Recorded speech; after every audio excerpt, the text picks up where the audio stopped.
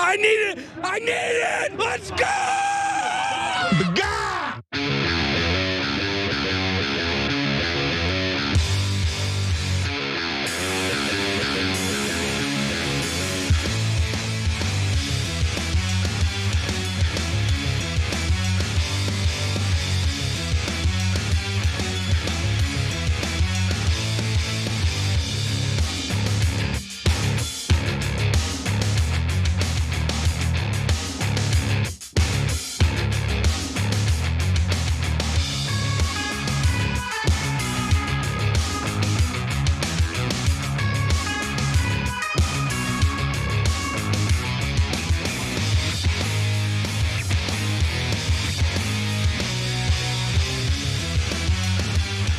All right, welcome to the Young Turks. Cenk Ugoranik Kasparian with you guys. So lots of stories in the news. We've got principled conservatives saying maybe we shouldn't start a war with Venezuela. Maybe we shouldn't do extrajudicial killings, which is a bit amazing. Furthermore, radical right folks now saying maybe we should follow the Constitution and ICE is doing things wrong. Based. I'm stunned by these developments. I'm the guy who said that the right wing would turn, but the speed with which they are turning is amazing. And I didn't even expect that. For me, the way that I'm starting to kind of process politics in America is you either believe in the ideals that this country wants to live up to, meaning our Constitution. You either love this country or you don't. I don't care if you're on the right or the left or the middle, if you're a libertarian. We can sit down and we can have debates, we can have conversations, but you either believe in this country and what it stands for or you don't. And if you think that it's okay for the elite, for corporate interest to surveil us 24/7, well, you don't really believe in what this country is supposed to stand for. Yeah, and look, I'm going to talk about it throughout the show, throughout the year, et cetera. The internet is what's causing this. So we saw waves of the internet, good in the beginning, nobody remembers that, bad for a long time. Now we're getting back to good because we're now waking up to all of the propaganda that has been disguised as news for decades, for my entire life here in America. Yeah. So we're going to talk about all of that. And of course, Israel has started bombing again. So of course. So, but that leads us to our first story that is a little bit more personal in nature. Yeah, I wanted to address this because, look, I don't make this platform about my personal life or like when I get accosted by people, whatever.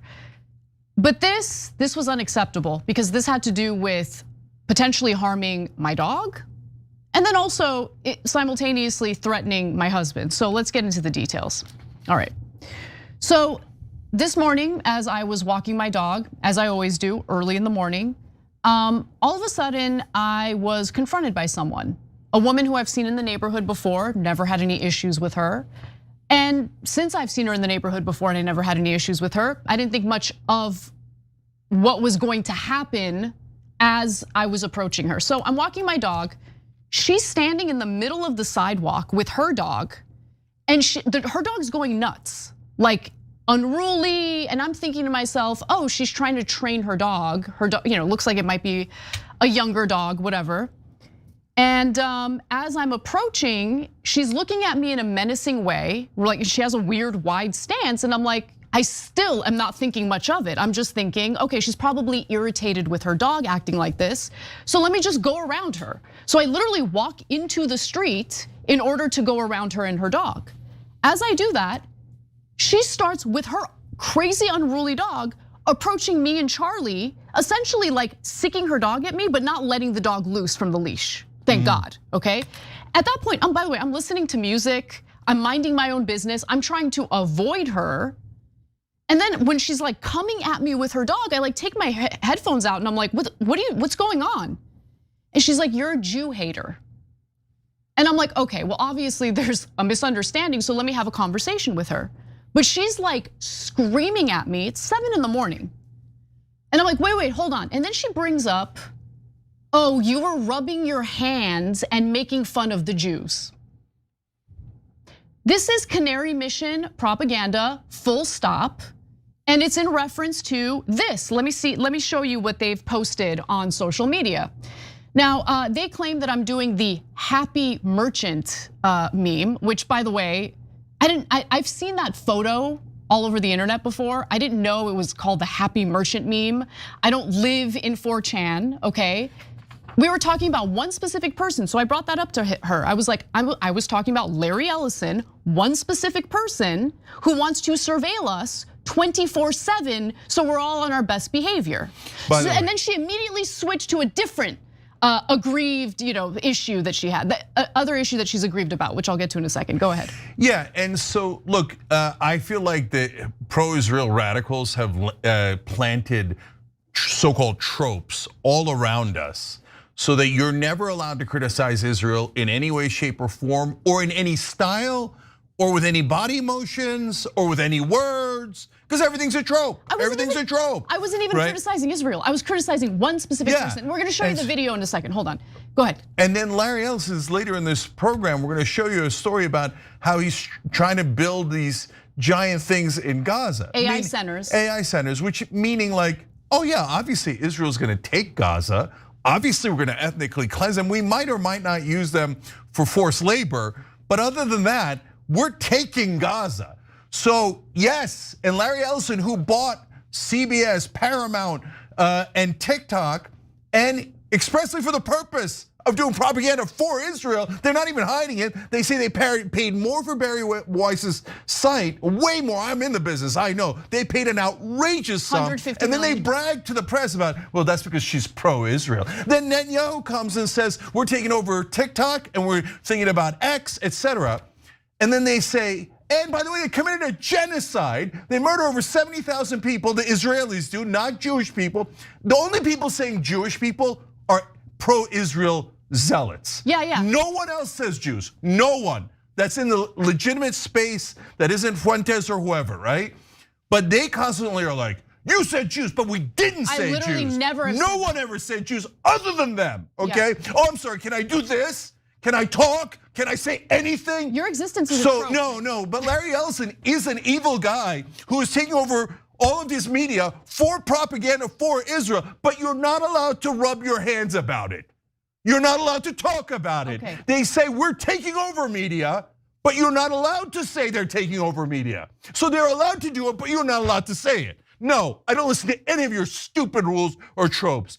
All right, anyway, back to your story. So, before we get to Canary Mission and the propaganda they put out there in order to get people to target me like this, after she attempts to attack me with her dog, the only thing I have on the top of my mind is I need to get my dog to safety because I have a small dog, okay? He's 20 pounds.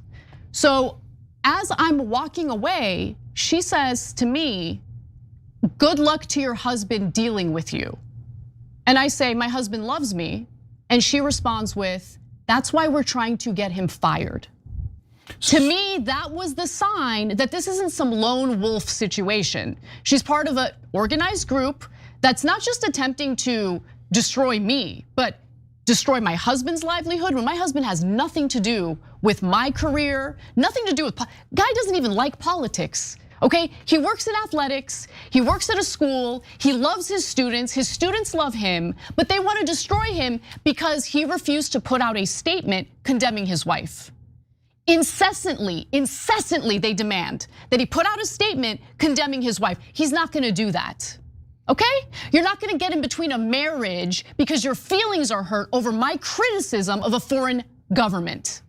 Now, she said that and I was like, I gotta call Christian. So I'm trying to get Charlie home.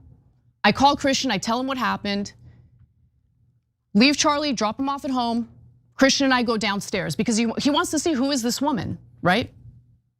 So at that point, we approach her and I decide I'm gonna file a police report and I don't know this woman's name. I wanna have an image of her, I wanna have a video of her, I wanna have a video of her dog.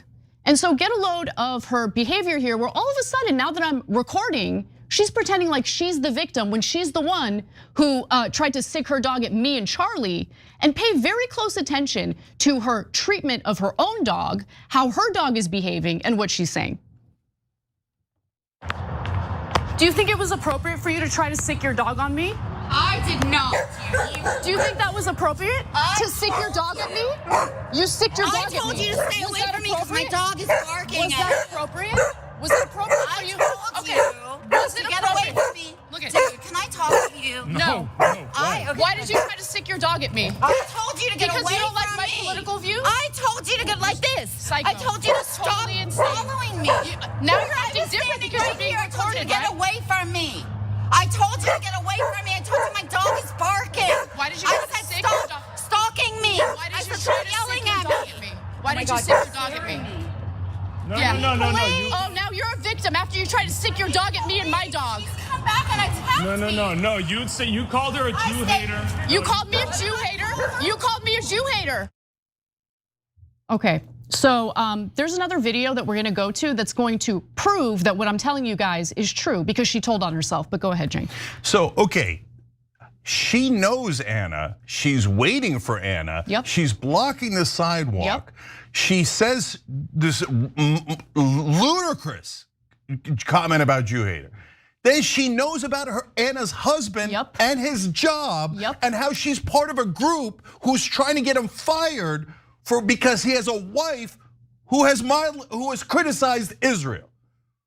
And she thinks she's the victim. She thinks she's a victim. Oh my God, oh, you caught me terrorizing you? Oh, I'm the victim, I'm the victim. Can I make these noises? Can I do these It's a hand trope. motions? It's all a Everything's trope. a trope, right? Everything's a trope. You wait like a thug ambushing someone. Yep. And then all of a sudden when they call you out on it, how do you know my name? How do you know my information? How do you know my husband?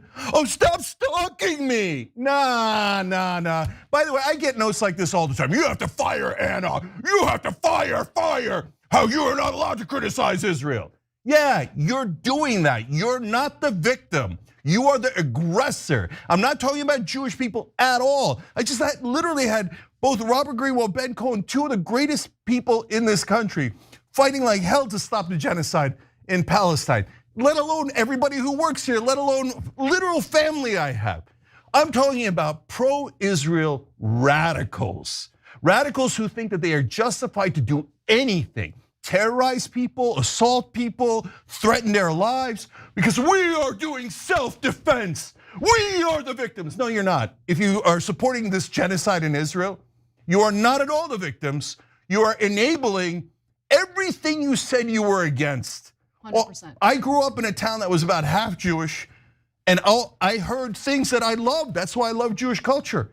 And we fight for the underdog. We fight for the people who are oppressed, and never again. And now these pro-Israel radicals who have totally lost sight of that wonderful tradition and culture, coming around going, let's threaten people, let's fire them, let's take the media over. That was supposed to be a trope, now you're doing it. Let's terrorize people. You are not the victim. You are supporting and enabling one of the sickest genocides I have ever seen. Yeah, so now she's denying everything, but what's really interesting is in the next clip that I'm gonna show you, she tells on herself, because remember, she talked about how they're trying to get my husband fired. Tell my husband about it, we go and confront her about what she's saying and what she did to me, and pay close attention to what she says here, watch. Wait. Go ahead. You're trying to get me fired. No, I did not. I said I'm telling everybody about her. No, that's what she just said. You're trying. You said that you're trying to get my husband I said fired. everybody's trying to get him fired. Exactly. Yeah, you're part of that. Everybody. Be careful, that woman's dangerous. She tried to sick that dog at me. She tried to sick that dog at me and my dog. That's what she tried to do. She tried to sick her dog at me and my dog because she doesn't like my political views, because I don't like a genocidal government. So in the middle of that, you hear her saying, no, I said everybody's trying to get him fired. Thus confirming what I said earlier, but more importantly, that this woman apparently knows everything about me, knows who my husband is, knows where he works, knows about the campaign to try to get him fired. So she was standing there in the middle. I walk my dog, and maybe this is a mistake. I walk my dog at the same time every day. I have a super packed regimented schedule. I don't wanna talk to anybody when I'm walking my dog. I just wanna do what I need to do to help my dog relieve himself and get back home so I can get back to work. Okay, I'm not looking for trouble. I'm not accosting people. I'm not confronting people. She decided to literally wait in the middle of the sidewalk with her dog to intimidate me like that. And when I walked around her, I walked into the street. When I walked around her into the street in order to avoid her, she starts approaching me with her dog in a threatening manner and then acts like she's the victim. Okay, look guys, first of all, that second lady has nothing to do with any of this. Okay, so leave her out of it, okay? Number two, on this lady who accosted Anna, we do not do the same things that they do, okay? We are the good guys. We don't accost people in the streets. We don't go stalk them. We don't terrorize them. We're always for nonviolence. I'm super proud that TYT is now known throughout the internet as the show that is always for nonviolence, always for peace, okay? So nobody go bother anybody here because I know what they're gonna do next. Oh my God, they showed it online. Oh yeah, we did. We sure did. I was just trying to stalk her. We sure did. I will never apologize for that. You came for my dog and my husband. You want to come for me, that's a different story. Okay, mano a mano, that's a different story. You come at me with my dog? With my dog. You try to stick your dog at my dog. You try to threaten my husband's livelihood. You think I'm gonna, I'm a little, wilting flower and I'm so scared. I'm not scared. I'm not scared. This isn't gonna stop me from doing the commentary that I do. And by the way, look at what kind of disgusting, despicable, dishonest pieces of crap Canary Mission is. Because while they were pretending as if I was doing the so-called happy merchant meme and that I'm some big anti-Semite, let's take a look at the video in full context, shall we? Your best friend's Jewish. They don't care. No, my point is, did Larry Ellison or Bill Ackman or Netanyahu call her and say, hey, are you okay with this? Larry Ellison can tell me how my ass tastes, okay? How about that? Yeah, right, disgusting, weird Oracle founder going around talking about like, yes, we're gonna surveil everybody. Everyone will be on their best behavior. Yes, you're a freak, you're a total creep. Okay, all right, total creep. So my point is, do not put Larry Ellison's actions on our friends. No, I don't, because I'm not an idiot, okay? I don't conflate a nation state with an entire group of people who have no say in what's going on in Gaza, no say over what these disgusting billionaires in America are doing. No, I don't conflate the two because I'm not stupid and I'm not hateful. Interesting that Canary Mission left that out. Also interesting that Canary Mission photoshopped this disgusting, image onto our background to make it appear as though we were using that image in our background. They're such disgusting, dishonest scum. They're scum. They're scum. Their job is to terrorize Americans. And have us bow our heads to Israel. Because if you ever say anything against Israel, we will pretend that you're a hateful bigot. Even in a clip where we literally said, this has nothing to do with Jewish Americans, our Jewish friends and family.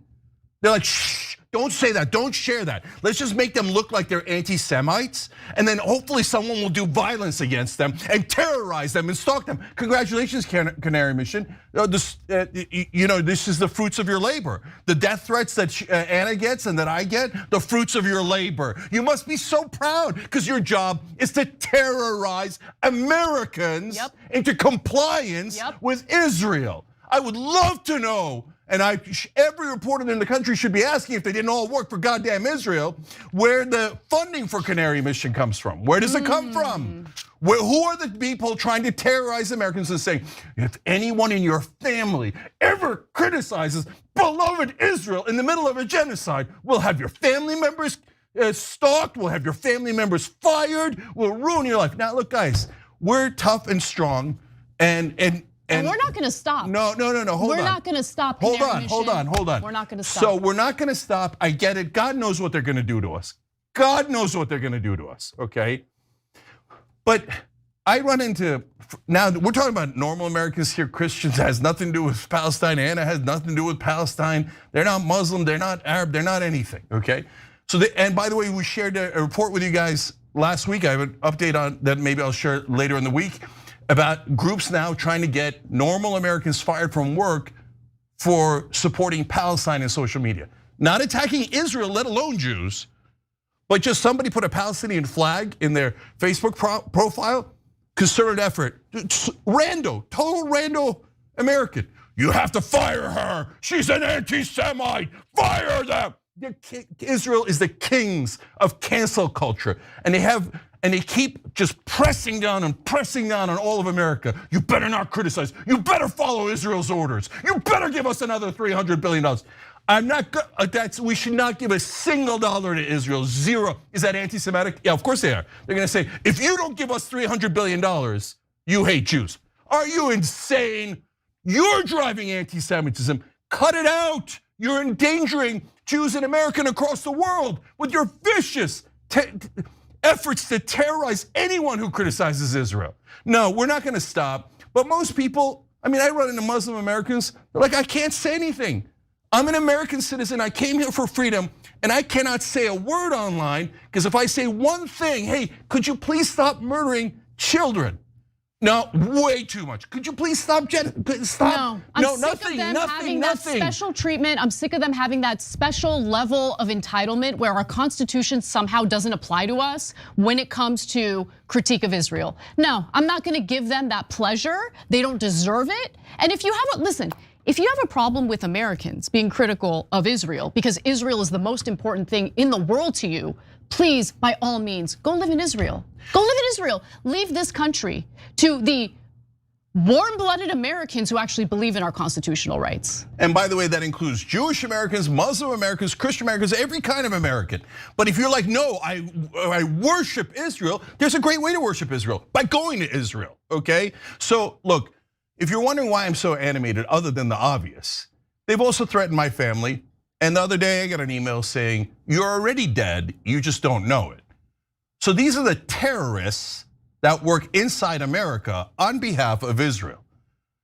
So if I do die, by the way, it was definitely someone who was in favor of Israel, maybe the Israeli government itself. Now, why do I say, oh, you're anti-Semitic? They literally said, they wrote an email, you are already dead, you just don't know it yet, and this is on behalf of Israel.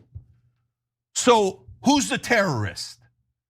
By the way, who killed 20,000 children? Who has a worse civilian kill ratio than Hamas or any other terrorist group in the world? IDF, Israel. Who has done at least 70 October 7th? Israel. Yep. Not Jews, Israel. There's wonderful Jewish Americans fighting against that today here in America, and I love them for it. Because you know why? They're Americans. Yep. And they're good, decent people who actually listened in synagogue and temple and learned the actual faith of Judaism, and not this nationalistic, sick Zionism that demands obedience and terrorizes the whole world. And if anyone dares disagree with their nationalism, then they get accused of the worst things in the world, and they try to end their careers. They've been terrorizing this country for year after year, decade after decade, and we're sick of it. The left's sick of it, the right is sick of it, the whole country's sick of it. The only puppets, oh no, puppet, Trump, that still work for Israel. Oh, he said work for Israel. Yeah, goddamn right I did. 90% of Congress gets money from the Israeli lobby. Yes, it's legal, but that is legalized bribes, and everybody knows it. We know it when Big Pharma does it, we know it when Big Oil does it, and we know when Israel does it. We see you now, we see you. You're buying all of our politicians. That's why people like Cory Booker are like, oh, AIPAC. I don't know what AIPAC is. Oh, they only give me a tiny, oh, I love Israel, I love Israel. I love Israel, I bow down to Israel. We see you, Cory Booker. We see you Democrats, we see you Republicans, and yes, mainstream media. Most of all, we see you doing hasbara, propaganda for Israel, decade after decade. Today in the news, Israel slaughters 45 Palestinians, and New York Times reporting, well, they say that Hamas killed the IDF soldiers. Well, did it? You're the New York Times. You're supposed to give us the truth. It turns out they didn't. It was one of their own unexploded bombs. But the New York Times didn't tell you that. No, the New York Times said, oh, Hamas broke the ceasefire. A bunch of liars. Mainstream media, we see you. We see that you're working for Israel. You're the most biased people in America. And you know what? I didn't know the happy merchant meme either, okay? So now I know it, thank you, I appreciate it. You know what? I'm now gonna call this the Larry Ellison. Not about Jews, not even about Israel. This one is just about Larry Ellison, okay? So when you see that son of a bitch scheming to make sure that no one's allowed to criticize Israel and take away our First Amendment rights on behalf of his country, then you do this, okay? I didn't do the meme. I'm just saying this, okay? This is the Larry Ellison. Hey, give me TikTok, work for Israel. Give me CBS, work for Israel. Give me the American government. He bought Marco Rubio for $5 million when he was running against Donald Trump. He sure did. There's a state, we got his emails, leaked emails saying, reports back to the Israeli ambassador. If you're gonna report back to the Israeli ambassador, go live in Israel. Get the hell out of our country, because you don't love this country. You love Israel. So what did he do? I bought him for $5 million. He didn't say bought. He said, I checked to see if he was pro-Israel. He passed my test, so I sent $5 million to his super PAC. Rubio was submitting. That is buying Marco Rubio. Yeah, it is. And it was a good purchase because he's now Secretary of State and works for Israel. So that's how politics is in this country. It isn't about just Israel, it's about all of the lobbies and all the donors who buy all of our politicians and the media who covers it up and goes, oh, don't worry about the money. Don't follow the money. Don't follow the money. It's anti-Semitic to follow the money. No, bow your heads to Israel. Bow your heads to big pharma and defense contractors and to all the donors. Well, we're not bowing anymore. We're not bowing. Hey, Larry, go stuff this in your treasure chest or whatever the hell you keep your nonsense things. And I'm sure he'll come after us because he's so rich and he loves to use his money to bully people and to terrorize people in this country. That's what I think of Larry Ellison. All right, let's take a break. When we come back, I want anyone who thinks it's okay to accost me like that to keep in mind that it's not, and it's not gonna shut me up. And if you're gonna come for me, I'm gonna blast you on this show and report you to the police, which I'm also doing. So let's take a break. When we come back, we'll give you an update on the so-called ceasefire.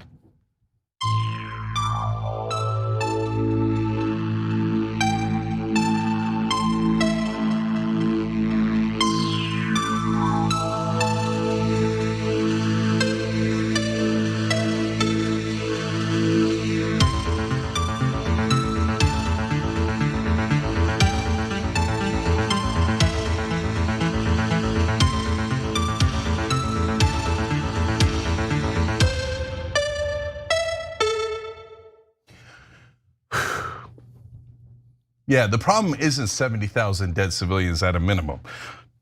The problem isn't a stadium full of dead children. The problem is if somebody does this with their hands. And you know, lunatics actually believe that, tons of them. Like rabid pro-Israel people, no, he did this with his hands. That's so much worse than murdering 20,000. Oh, that's a blood libel, Trump. Kill more of their children. He said you were killing their children. It's accurate, it's 100% empirical. Trump, destroy him. Oh, destroy him. He did an eye motion, he did a hand motion, he did a hair motion. Destroy. But they're the terrorists. No, pro-Israel radicals are the terrorists in this country that are trying to terrorize all of us into complying with Israel, and I'm sick of it. There's no compliance here. And they could, look, God knows what they're gonna do, because they will come so hard now. That's what they always do, destroy anyone who opposes Israel. And you know it, and you know you're gonna do it, okay? So don't give me this nonsense about, hey, I'm such a victim. Here I was minding my business, committing a genocide, when you rubbed your hands the wrong way. Get the F out of here. Dirge says, I'll ask again, what does turning on Trump mean? So these are random and I'm reading them blindly. Hopefully we get to those stories and you'll know what we're talking about. What does turning on Trump mean? Will they oppose him on other issues until he changes his mind on immigration? Will they stand up to him in any way besides bad polling? Trump doesn't care that much about his polling. Guys, I love you, just listen to the show. Like the guy is taking on ICE, the constitutional sheriff that we're talking about. Okay, so it's literally about immigration. So I know, they're never gonna do anything. You heard from other shows, they're all monsters on the right. Candace Owens is fighting to stop the genocide more than anyone is. Oh, monster, anti-Semite, trope, monster. You got fed propaganda by mainstream media who wants us to despise each other. Stop feeding into that. I love you, George. You're a great member. You've been around forever. I'm just getting frustrated because, guys, how many times do they have to turn? Marjorie Taylor Greene just signed on to Ro Khanna's bill to lower drug prices. It's not like it's just one issue. The internet is waking everyone up. And when they do, what do you think they're gonna want? Higher drug prices or lower drug prices? We're right about all this stuff. Let them come to us. Okay, Shelby says, as someone who was raised Jewish, this is the first time I'm hearing that rubbing your hands together is a Jewish trope. Thank you, dude. I just look. I was doing I thought I was acting like a villain. I didn't know that By the way, can I just say, if you see someone acting like a villain, and the first thing you think is Jewish person, there's something wrong with you. Okay, but anyway, go ahead. So Shelby continues, what's next? Blinking is anti-Semitic? Exactly. Look, this Operation Hope is a bunch of Jewish members too. TYT is a bunch of Jewish members, Jewish employees, right? What do you think we're gonna let any harm come to them? Under no effing circumstances would we let harm come to our employees, our viewers, to any decent, innocent person. But no, these terrorists want to lie.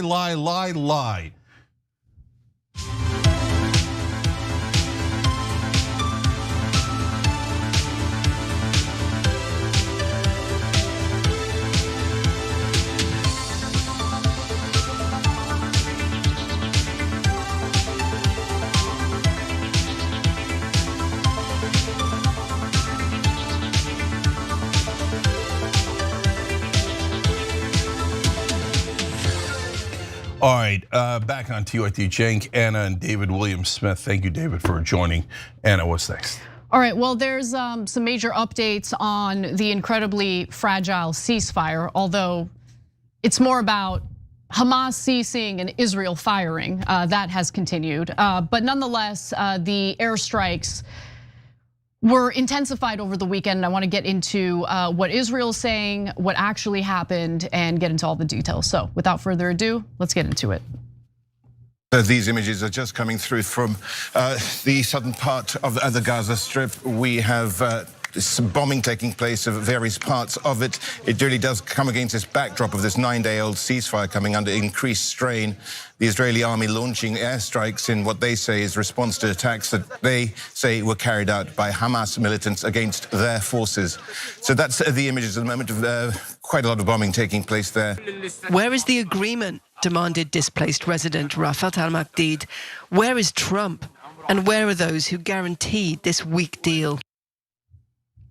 Well, if there's one thing the Palestinians should know by now, they shouldn't plan on any guarantees of a ceasefire. Now, Israel temporarily halted humanitarian aid and carried out intensified airstrikes that killed 45 people in Gaza on Sunday alone, while alleging that Hamas was guilty of violating the ceasefire and by citing the death of 2 IDF soldiers and pinning the blame on Hamas. But it turns out Hamas didn't kill the soldiers. Even the Trump administration is acknowledging that, and we're gonna get to those details in just a minute. But I wanna be clear that Israel has violated the ceasefire in many ways, including failing to return the agreed upon Palestinian hostages. Some of them were actually deported to other countries. And they also refused to allow the 600 aid trucks into the Gaza Strip that they committed to as part of the truce. The humanitarian agencies that seek to deliver the food have warned that aid remains scarce across the territory, with many Israeli restrictions having remained in place, throttling the supply of desperately needed assistance. In fact, one specific person, Sam Rose, acting director of UNRWA Affairs in Gaza at the UN Agency for Palestinian Refugees, tells BBC News that bureaucratic constraints are still preventing the delivery of vital supplies. He said the volume of aid is still way below what is needed. And in addition to that, Dropsite News, which has done an incredible job reporting on what's been transpiring in Gaza, says that the IDF has been killing people, not just on Sunday, but throughout the ceasefire, which was reached about a week ago. Gaza Media Office says 97 Palestinians have been killed in Israeli attacks since the ceasefire took effect on October 9th, including at least 45 today. This was on Sunday, obviously. Among them, 2 killed in a strike on a residential apartment in Gaza City. Now, the IDF carried out a massacre on Friday. So this is before the claims of the 2 IDF soldiers getting killed. But the IDF did carry out a massacre on Friday that wiped out a family of 11 Palestinian civilians. Israel claims that they were approaching the so-called yellow line, where the IDF is controlling and occupying the strip, more than 50% of it. Now, they haven't marked that line. Palestinians don't know where that line is. So some of them make the grave mistake of trying to check on whether or not their homes are still standing, or whether they can maybe recover the remains of family members trapped under the rubble. And then boom, they get killed by IDF soldiers who have no interest in asking any questions, no interest in seeing whether or not these are civilians, whether they're children, and many of them, in fact, were children. So the second mass casualty event happened on Sunday. Israel said 2 of its soldiers were killed on Sunday, or early Sunday, when Palestinian militants attacked forces who are operating in an area where the Israeli military is allowed to be under the ceasefire agreement. The Israeli military said that the Palestinian fighters had fired an anti-tank missile at its troops and then shot at them in the Rafah area of southern Gaza that remains under Israeli control. Now, Hamas has denied those attacks against Israeli soldiers, and journalist Yonis Tirawi and Ryan Grimm, by the way, have confirmed Hamas's claim. So a group of settlers who own private companies for demolishing houses have been continuing for a week to demolish what remains of Rafah's houses. Today, 2 of them, he thought they were settlers, but they were IDF soldiers. 2 of them were injured. They were actually killed, most likely due to an explosive device that their vehicle passed over. I'm gonna skip ahead to graphic 6 here, because Ryan Grimm has sources that actually confirm this. Soon after the explosion in Rafah, I'm told by a source familiar, the White House and Pentagon knew that the incident was caused by an Israeli settler bulldozer running over unexploded ordnance, contradicting Netanyahu's claim that Hamas had popped up from tunnels. After Netanyahu said he was blocking all aid from entering Gaza in response and unleashed a bombing campaign, the administration conveyed to Israel that they know what happened. Netanyahu then announced he would reopen the crossings in a few hours. Okay, so let's break that down. So first we have the so-called yellow line. So Israel has 53% of Gaza. We told you it was for land theft, and they've already stolen 53%. And they want to encroach further and further. That's why they're continuing to bomb, even though there's a ceasefire, right? And a peace plan. So it makes you think that there's like a bold yellow line, like in football, and you could see it, and well, you crossed over. We told you not to, right? No, there's no line on the ground. They're supposed to go online and figure out where the lines are. Most of them are starving. They don't have the internet. They don't know where the frickin' line is. They walk somewhere, boom, they're murdered instantly. Because the entire thing's a kill zone. And if you don't know, that's why, if you remember the story about a year ago, where 4 Israeli hostages escaped, they had white flag, the Israelis, but they were in a kill zone, so they were murdered by the IDF. Because they figured, it's Palestinians, so their lives don't matter at all. We murder everyone in this area. And so, by the way, they're destroying houses. That's why they have the bulldozer. Now let's move to the second part. Oh, by the way, in that 11 people killed, 4 of them were kids. No, more. Let me get to the details. Let's go to graphic 8 here, because I did a lot of research into this. I wanted to understand who these people were and how many of them were civilians. They were all civilians. Gaza's, by the way, there are images of the family members online if you want to see that.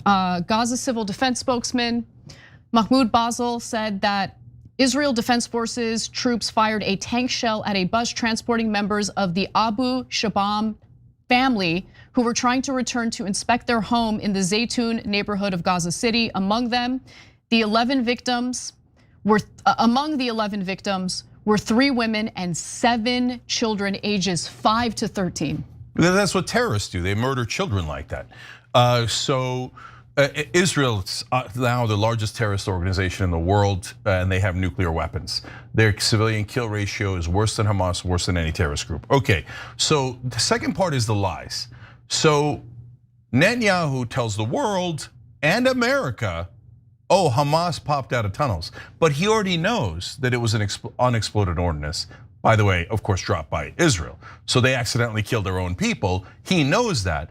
He makes up an elaborate lie and tells Trump and everyone else, oh, it's the bad guy. By the way, today Trump talking about, oh, Hamas broke the ceasefire.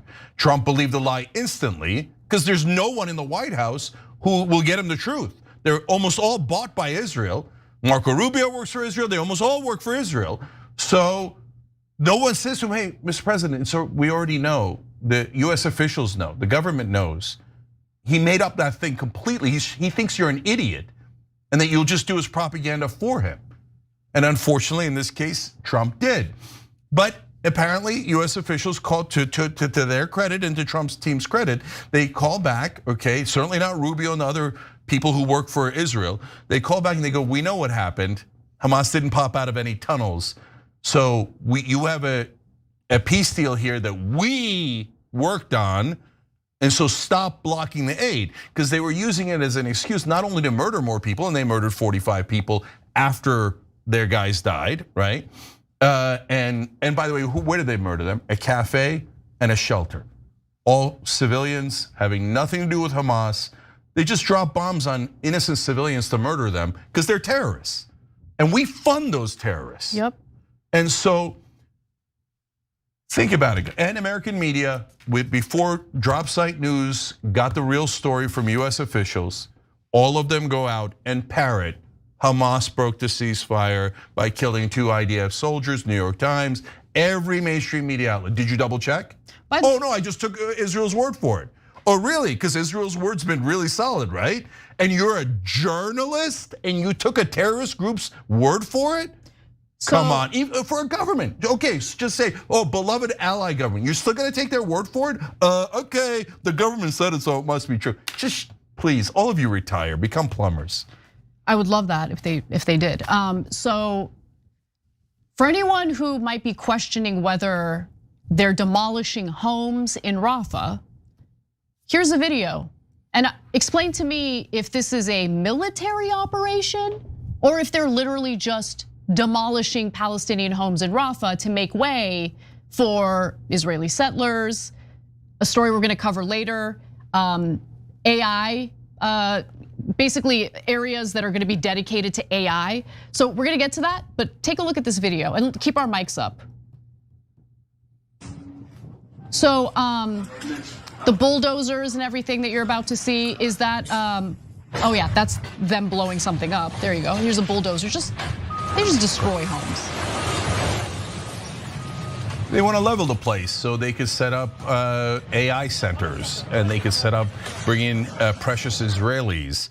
But it's first you got to murder the Palestinians, then you have to destroy all their homes while pretending you're worried about tunnels. Well, what part of blowing up homes has anything to do with tunnels? It doesn't matter because everything the Israelis say is a lie, and every one of our sick, disgusting reporters in America parrot those lies as if they're true. They misinform everyone, just like they did before the Iraq war, and they just constantly lie on behalf of this foreign government in a disgusting, sick way. And if you're wondering why they do that, if you dare tell the truth about Israel, you will be fired. There will be some editor or publisher or someone in that news organization that will go, anti-Semite! Ruin him, destroy him. They're not anti-Semitic, they're just telling you Hamas didn't pop out of a tunnel. It was Israel's own bomb. And are we supposed to shed a tear because their bomb accidentally killed their own terrorist soldiers instead of innocent Palestinian children? Is that something I'm supposed to be like broken up about? Because the rest of the American media is like, oh my God, IDF soldiers. They were just there to ethnically cleanse people and they were murdering people at record amounts, but their own bomb killed them. What, they just killed 97 civilians right in front of our eyes in the same period of time. Oh, those are Palestinians. Who cares about Palestinian lives? Who cares about Muslims? Boo, you savages. Hey, America, everybody hate Muslims. Israel wants to take their land. Everybody hate the Muslims, okay? It's totally okay to kill them. You shouldn't worry about it. And IDF soldiers. Yeah, no, I don't care. And they're not civilians. They were soldiers sent there to terrorize and murder Palestinians. And it's their own bomb. I guess that's called karma. All right, when we come back, we'll talk about what is actually being planned for the Gaza Strip. A story out of Israeli media, which is what I like to turn to in order to research what's happening in Gaza and what the plans are. American media is lying to you. Israeli media, they're a lot more honest. We'll be right back.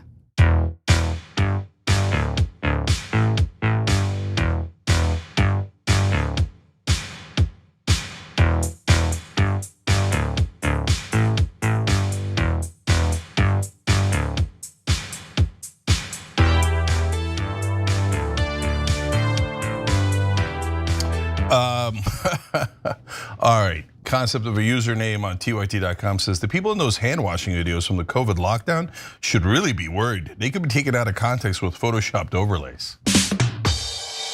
Like, yeah, if you know what? Washing your hands is anti-Semitic. And so if you do that, oh, you better, you know what? Let's find a relative of yours to fire and send you a threatening email. I lives in America, writes, and Hamas popped out of tunnels. It's like Israel wants to play whack-a-mole with dynamite. Look, Israel just wants to slaughter as many people as they can so they could steal that land for greater Israel. And by the way, I'm a news person. I'm reporting to you what Ben Gvir and Smotrich and other, not just those two, other cabinet ministers have said, and Netanyahu has said he is trying to establish greater Israel, which includes the West Bank and Gaza Strip. How many American reporters have asked, hey, wait, isn't that from the river to the sea? Hey, wait a minute, Netanyahu, you said from the river to the sea, and you say your goal is to steal the West Bank and Gaza Strip. How could you not ask that? How could you not ask that unless you work for Israel? Okay, so let's be honest. Michael Nathan said, Jenkins ranted so much he's sweating like a workout. Yeah, that's happening. After a workout, have some beers. Yeah.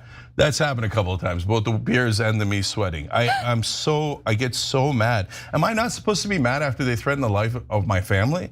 Am I not supposed to be mad? Is that anti-Semitic to be mad about a bunch of terrorists who threaten to kill your family? Okay, all right. Jonathan Hawk says, love that feisty and Anna and Cenk being the voice of reason. Actually, both are the voice of reason. Only a TYT, priceless. Thank you. Theater Goddess says, when I was a kid in East Jersey, Jewish man saved me from a head trauma on playground. And the experience I've had with them, minus some cultural misunderstandings, are lovely. Non-Jewish people need to stop besmirching the name of American Jews. Couldn't agree more.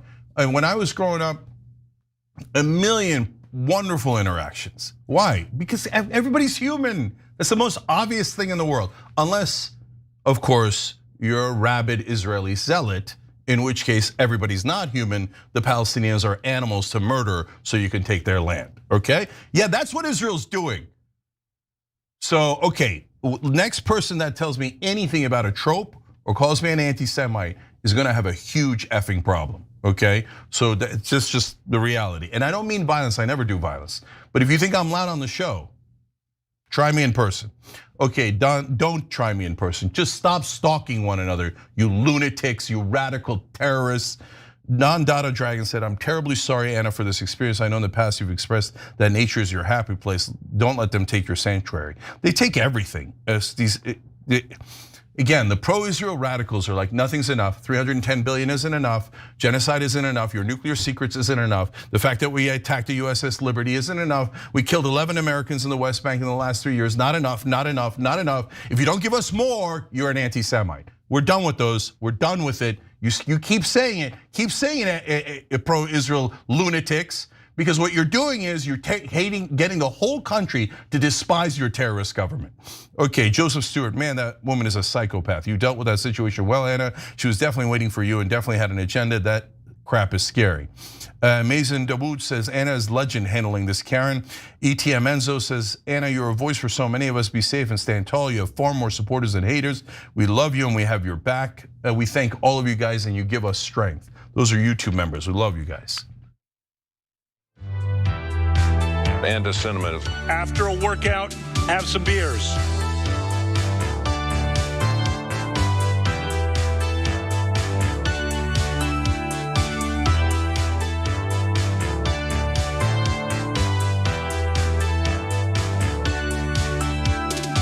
All right, back on TYT, Cenk and Anna with you guys. More news. All right, well, let's talk about what is actually being planned for the future of the Gaza Strip. It makes me sick that they think we're this dumb. 85% of Gaza has been destroyed. in this pre-planned, controlled demolition of Gaza. Bibi Netanyahu is on camera explicitly before October 7th saying we need to hit them so hard that they can't come back. Jared Kushner is involved in, he will financially benefit from whatever they build in its place. Again, all of this began before October 7th. There is a concerted effort to make Candace Owens look like she's absolutely insane because of what she said in that clip. Oh, she's being conspiratorial, she doesn't know what she's talking about. But it looks like Candace Owens was onto something when she made those statements, because according to reports in Israeli media, which is what I like to read, Jared Kushner, Peter Thiel, Elon Musk, and Oracle's Larry Ellison are planning to turn Gaza into a haven for billionaires. In other words, ethnic cleansing still on the table. Of course. Yeah, so I'm gonna show you a screenshot of the piece I'm talking about. It had to be translated to English, okay? But it's from a website, an Israeli publication known as Globes. Jared Kushner and Peter Thiel are also in. Gaza could become a tax haven that will bring about the normalization agreement with Saudi Arabia. The huge economic project of rebuilding Gaza after the war is already attracting interest from countries, billionaires, and former leaders. From Trump's son-in-law, Jared Kushner, who aspires to establish AI centers in the Strip, to foreign investors looking for enabling regulation. Experts predict the development initiatives could serve as leverage to promote normalization with Saudi Arabia, also through Kushner's involvement, but the road there is still fraught with political and security obstacles. Fascinating. Now look, if that sounds crazy to you, I just want everyone to believe people when they say out loud what they intend to do. And Jared Kushner is really no exception. Take a look. There are real fears on the part of Arabs, and I'm sure you talk to a lot of them, who think once Gazans leave Gaza, Netanyahu's never going to let them back in. Maybe, but I'm not sure there's much left of Gaza at this point. So, if you think about even the construct, like, Gaza was not really a historical precedent, right? It was the result of a war. And so my sense is I would say, how do we deal with the terror threat that is there, so that it cannot be a threat to Israel or to Egypt, right? I think that both sides are spending a fortune on military. I think neither side really wants to have, a terrorist organization enclaved right between them. I mean, Gaza's waterfront property. It could be very valuable, but I think from Israel's perspective, I would do my best to move the people out and then clean it up. He said it out loud. Yep. He said it out loud, guys. So look, I have a lot of areas of disagreement with Candace Owens. There's no question. But to make her out to be insane for saying statements like that, I think is crazy. The people accusing her of being crazy are the real insane people, because it's all right here in front of us, guys. Yeah. So, all right, let's start with Jared Kushner. So he says, well, the people are saying conspiratorially, the guy's trying to give him a layup that they're going to move out the Palestinians. I mean, that's ethnic cleansing. And not let them come back. And not let them come back. And Jared Kushner's like, yeah, maybe. In other words, yeah, of course that's our plan. And then he goes on to confirm. For he says Gaza doesn't even exist. It's it's a historical context, war, blah, blah, blah, blah, blah. Okay, and maybe we move the people out. Yeah, that's called ethnic cleansing, and you're saying it on tape. And you're saying, I want to do it so I can make more money. Is that a trope? Because I didn't say it, you said it. So, okay, so your plan is to murder these people, ethnically cleanse them, destroy all of Gaza so you could rebuild it as waterfront property for you and for Israel. Well, I don't know anything more disgusting than that. Don't come at me about denouncing Candace Owens until you denounce Jared Kushner. Okay, did anybody denounce Jared Kushner? Did anybody call him an anti-Muslim bigot, a terrorist, someone who wants to ethnically cleanse 2.2 million people? No, I'm not gonna denounce Tucker Carlson or Candace Owens or anyone else who, by the way, treat the Palestinians and Muslims and Arabs these days in a shocking turn of events as if they're human beings, more so than mainstream media does, way more. Denounce all of mainstream media who treats the Palestinians as dispensable and not fully human. 100%. I denounce all of you. I denounce every cable news anchor. Now, but you're gonna pressure everyone? Oh no. Candace has made Israel unhappy by sticking up for Palestinians who are being slaughtered at record numbers. You guys no, we don't have to denounce her at all, okay? I am very happy about her support for the Palestinians. Agreed. And they say, oh no, but we're so much more important.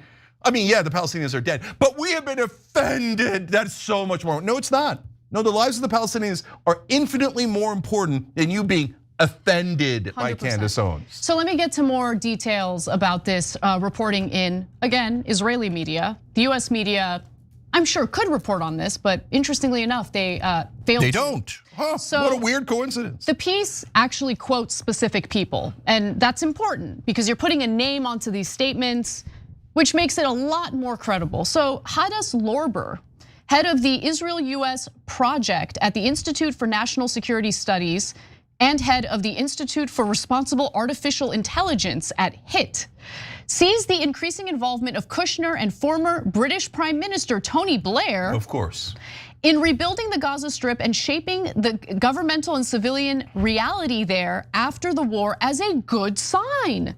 The Saudis and Emiratis are interested in taking part in the Gaza reconstruction plan, which, beyond demilitarizing it and entrusting it to a technocratic government based on local forces with Arab backing, is supposed to become, according to Blair and Kushner, a city of tax-free startups with scattered server farms for cloud processing and artificial intelligence. And at its center, a Tesla factory where cheap local labor will work.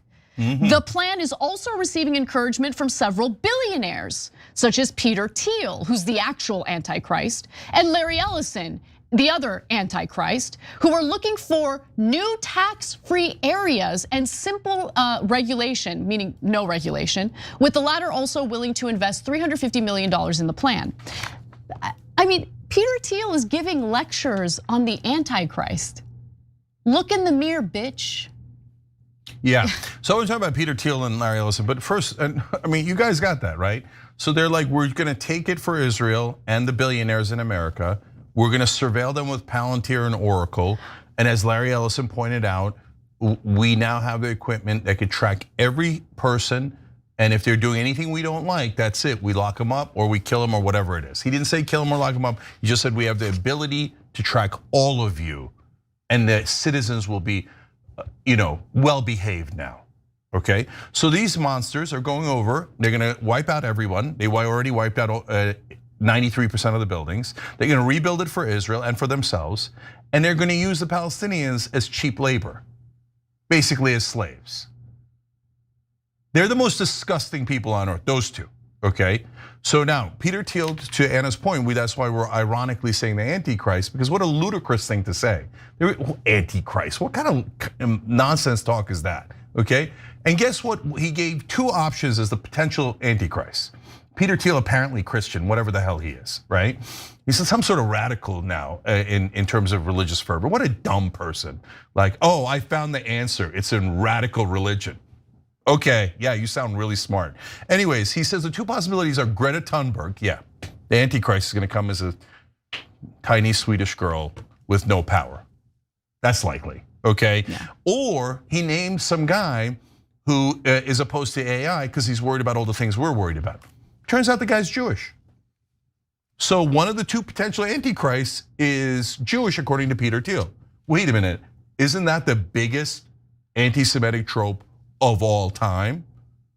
But he's working with us to enslave the Palestinians and to monitor them and to do all these things. And he's gonna set up one of the things here. And by the way, we're then gonna bring that technology to America and we're gonna surveil all of you so you're good boys and girls and don't protest Israel or the current government or any of the corporations that have taken over and are terrorizing us. So now let's go to Larry Ellison.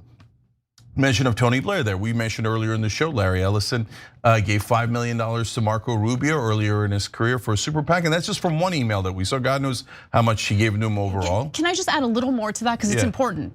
When Marco Rubio was running for president in 2015 in the Republican primary, he submitted his speeches to Larry Ellison and the Israeli ambassador to the United States to prove that he was adequately pro-Israel enough. After Larry Ellison did the vetting, he hosted a fundraiser for Marco Rubio.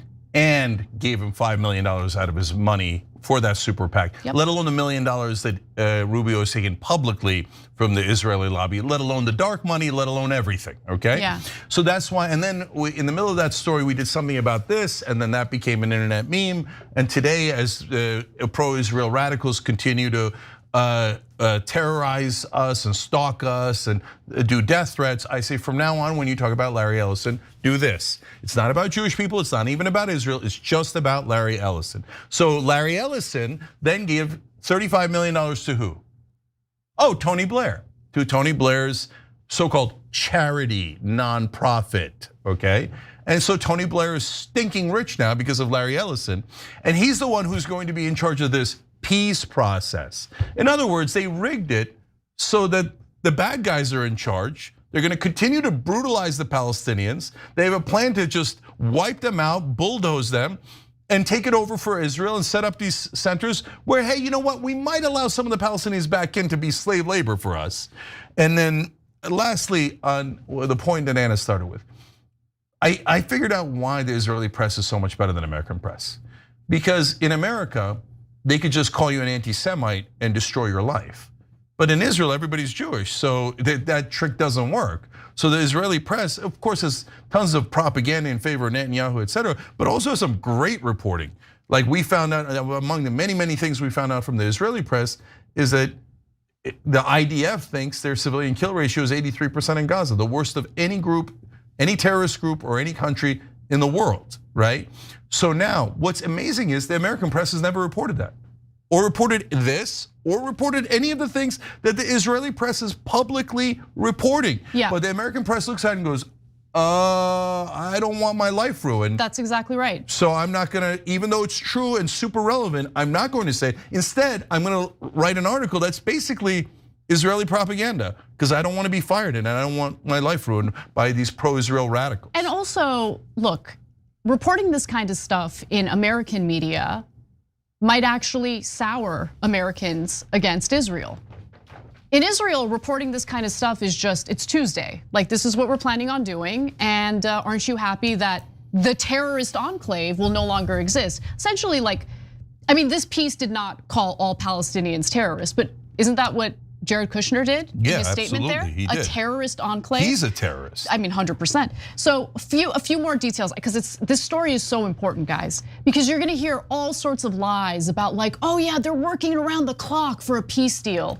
No, they're not, okay? In fact, here's more from our friend Hadas Lorber, who says that Israel's full normalization with Saudi Arabia is still subject to political constraints and Palestinian demands, Lorber argues. Therefore, pay attention to this statement, this is important. Therefore, the solution now is a graduated model, postponing an immediate decision on issues such as the two-state solution. According to the plan, Israel may or may not recognize the Palestinian people's aspiration for self-determination in the future after certain conditions are met. But the bottom line, in the Trump era, normalization with Israel is seen as part of a model in which the American administration controls the Middle East through the leverage of local capital. And one other thing I want to note, now that all of the living hostages have been returned, and the remains of some of the hostages, or at least the hostages they can find, have been returned.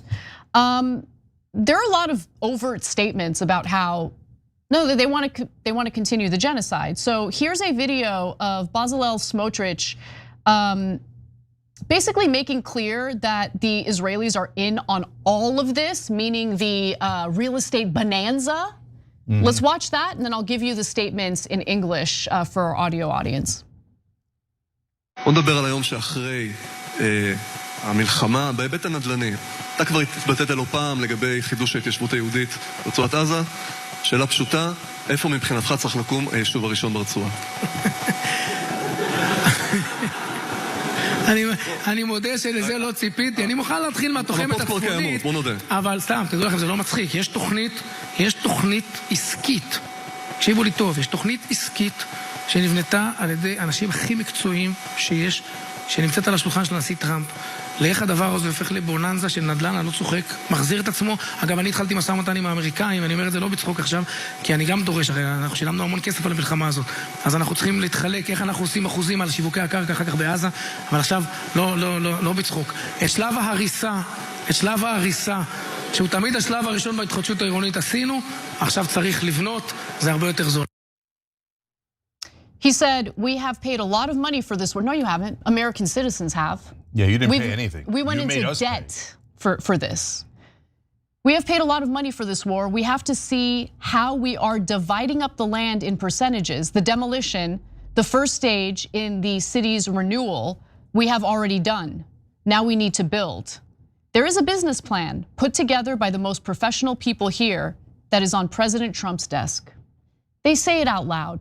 And when they say what they intend to do, when they show you who they are, just believe them. I mean, he couldn't have been any clearer there. He said, we're gonna make money off of it. There's a business plan. We're gonna split up Gaza. We're gonna have certain percentages. And that's why we're destroying everything in Gaza. But American media is like, oh no, it's just a coincidence that they happen to destroy 93% of the buildings in Gaza.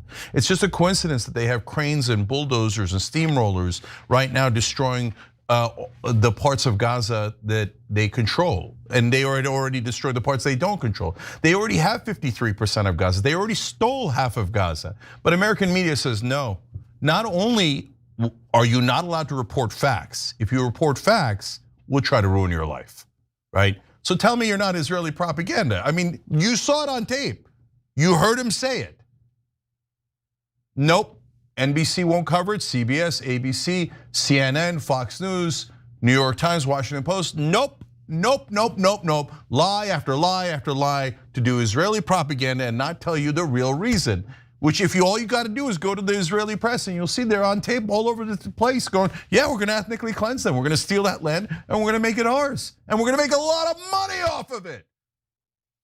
Don't tell me it's a trope, he said it. He said it. That's a terrorist, and I hope one day that he faces a Nuremberg type of trial. Him, Ben-Gvir, Netanyahu at a minimum, but almost that entire cabinet. Yep. All right, when we come back, an American journalist was attacked in the West Bank and was told by the US Embassy in Israel that there's nothing they can do about it. So F off. We'll be right back.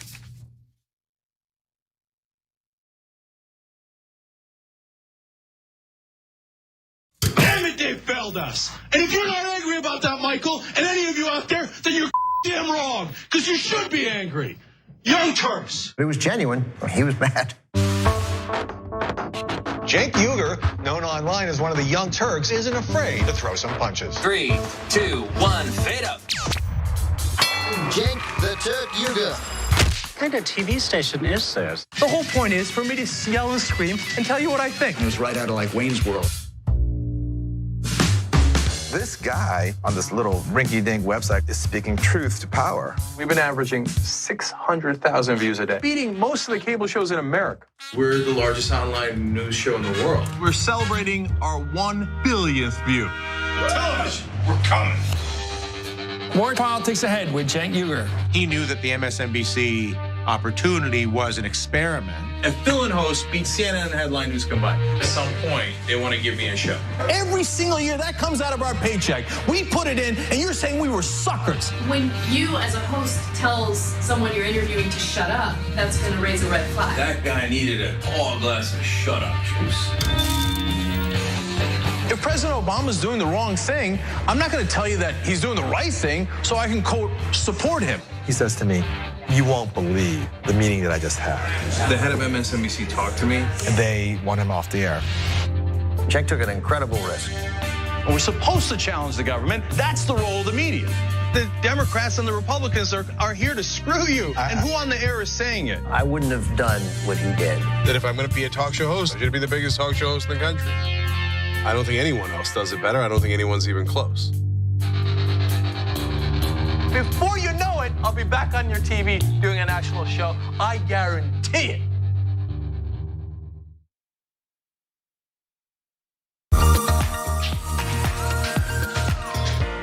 Magic. It's showtime. And say 45 minutes. I'm hosting today. Now I know what you're thinking, JR, your face is already perfect, but you know what? I still need to apply some makeup. I went through this process, right? A few years ago, when I realized that I was gonna have to put makeup on the show. I had to go through like finding out what my undertones were. You guys know what those are? I got my MAC Cosmetics. It says SPF 15 foundation, broad spectrum. But apparently what I have is red undertones, and I think pores are not supposed to be seen. I need all these things to be confirmed for me. These sponge things don't work for me. You gotta use your hands. At least I did. That's how the magic really happens. So we're gonna go through a tutorial how to make the magic happen from beautiful to beautifuler. Let's go. I've already been moisturized. That's the first thing. But moisturization already happened. We go raw. All hands. Pick up a couple streaks. This is the guy we're putting on makeup. We got dots.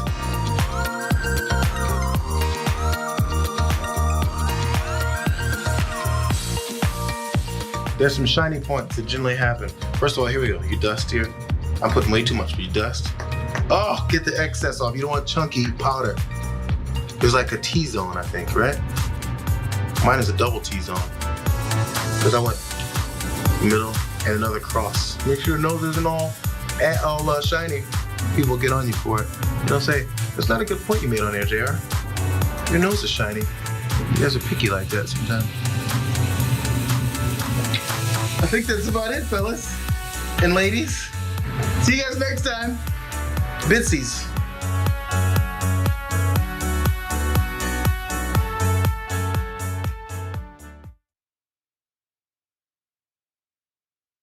Have you been drinking anything today? No, I hadn't drank in 3 years. Good for you. Congratulations. Yeah. Until today.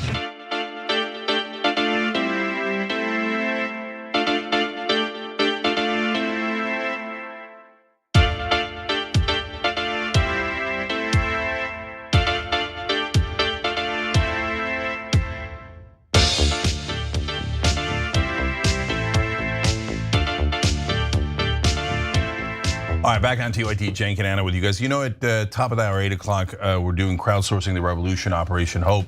The battle is joined. A libertarian joins us tonight. So I love this uniting that's beginning to happen. In fact, we have a story about Rand Paul and Tom Massey in a minute. But first, I want to tell you about one of our sponsors. You know, Medicare annual enrollment is here and it goes till December 7th. This year, they changed a lot of the plans and you got the government shut down. So you got to be really careful, guys. So even if you like your plan, they might have changed it on you, then you don't get a doctor, etc. So we looked into it. We think Chapter is the best in the business in trying to get you the right plan and saving you the most amount of money. So 707 TYT help is the way to call them. It only takes 20 minutes. It's free. On average, they save people $1,100 a year, and I love that. I want you guys to save money. I want you to be on the best plan. So since enrollment has begun and it's still December 7th, make sure that you're not getting scammed by all the people who are sending you nonsense texts, etc. Go with folks we looked into. 707 TYT help and get the best plan for you. All right, Anna. All right, let's get to our next story. You are watching an American journalist running from a mob of Israeli settlers who the journalist, Jasper Nathaniel, says was led along with a group of Palestinian farmers into an ambush by violent settlers. And there's plenty of evidence to prove it. So I just want to give you guys a warning ahead of time because there are images and videos that could be triggering for some, explicit, terrible, just the type of violence that you read about happening in wars in the past. But this is happening right now, even to Americans. And our government is basically telling an American journalist, there's nothing we can do, sorry. So let's get to the details here. According to Nathaniel, the IDF led him into this ambush, and we're gonna get to that shortly. But first, here's more footage of the attack itself. Oh, he's right here. He's right. Let's smash him. Oh, here he is. Here he is. Scary. Yeah, there it is.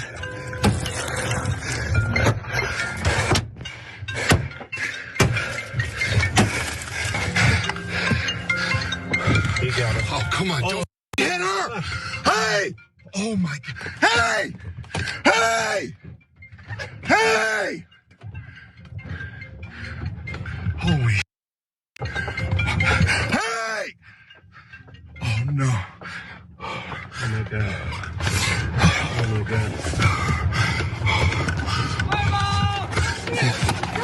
Hey, get in! I'm gonna get out here. No. Somebody needs to document this. Let her in. You get in. You get in. Yalla ya hajja, yalla.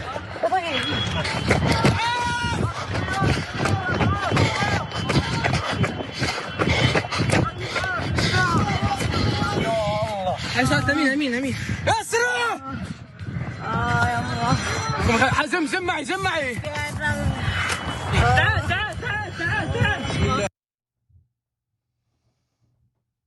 Oh my God, I'm Yeah, can I? No, hold on. I just quick detail. The woman luckily survived that attack, was taken to the ICU, was critically injured, but is now in stable condition. Go ahead. So do you ever see those guys in there with their black masks, the Israeli settlers, the terrorists? But honestly, like Embedded Dude, one of our members wrote in saying basically the Israeli settlers are terrorists by definition because they come and they say, no, God told us that we need to steal your land, literally. That's Judea and Samaria, West Bank and Gaza Strip. So we're gonna kill you or threaten you and drive you out and take your land. That's terrorism, right? Have you ever seen those scary looking guys on American media? No. Isn't it weird that you've never ever seen them doing that type of stuff in American media, even though they do it all the time? Did you know that the Israeli settlers in the IDF have killed 11 Americans in the West Bank in just the last 3 years? Why does the American government not care about American citizens being murdered? Because they're not Israelis. Yeah, since they're not Israelis, they go, oh, you're just an American citizen. You're way less important than an Israeli, so we bow to Israel. We bow to their terrorist settlers. Mike Huckabee is absolute scum. He's absolute scum. And if there is an afterlife, he's not gonna end up where he thinks he is. With that in mind, here's Nathaniel explaining how the IDF lured him into the mob of settlers.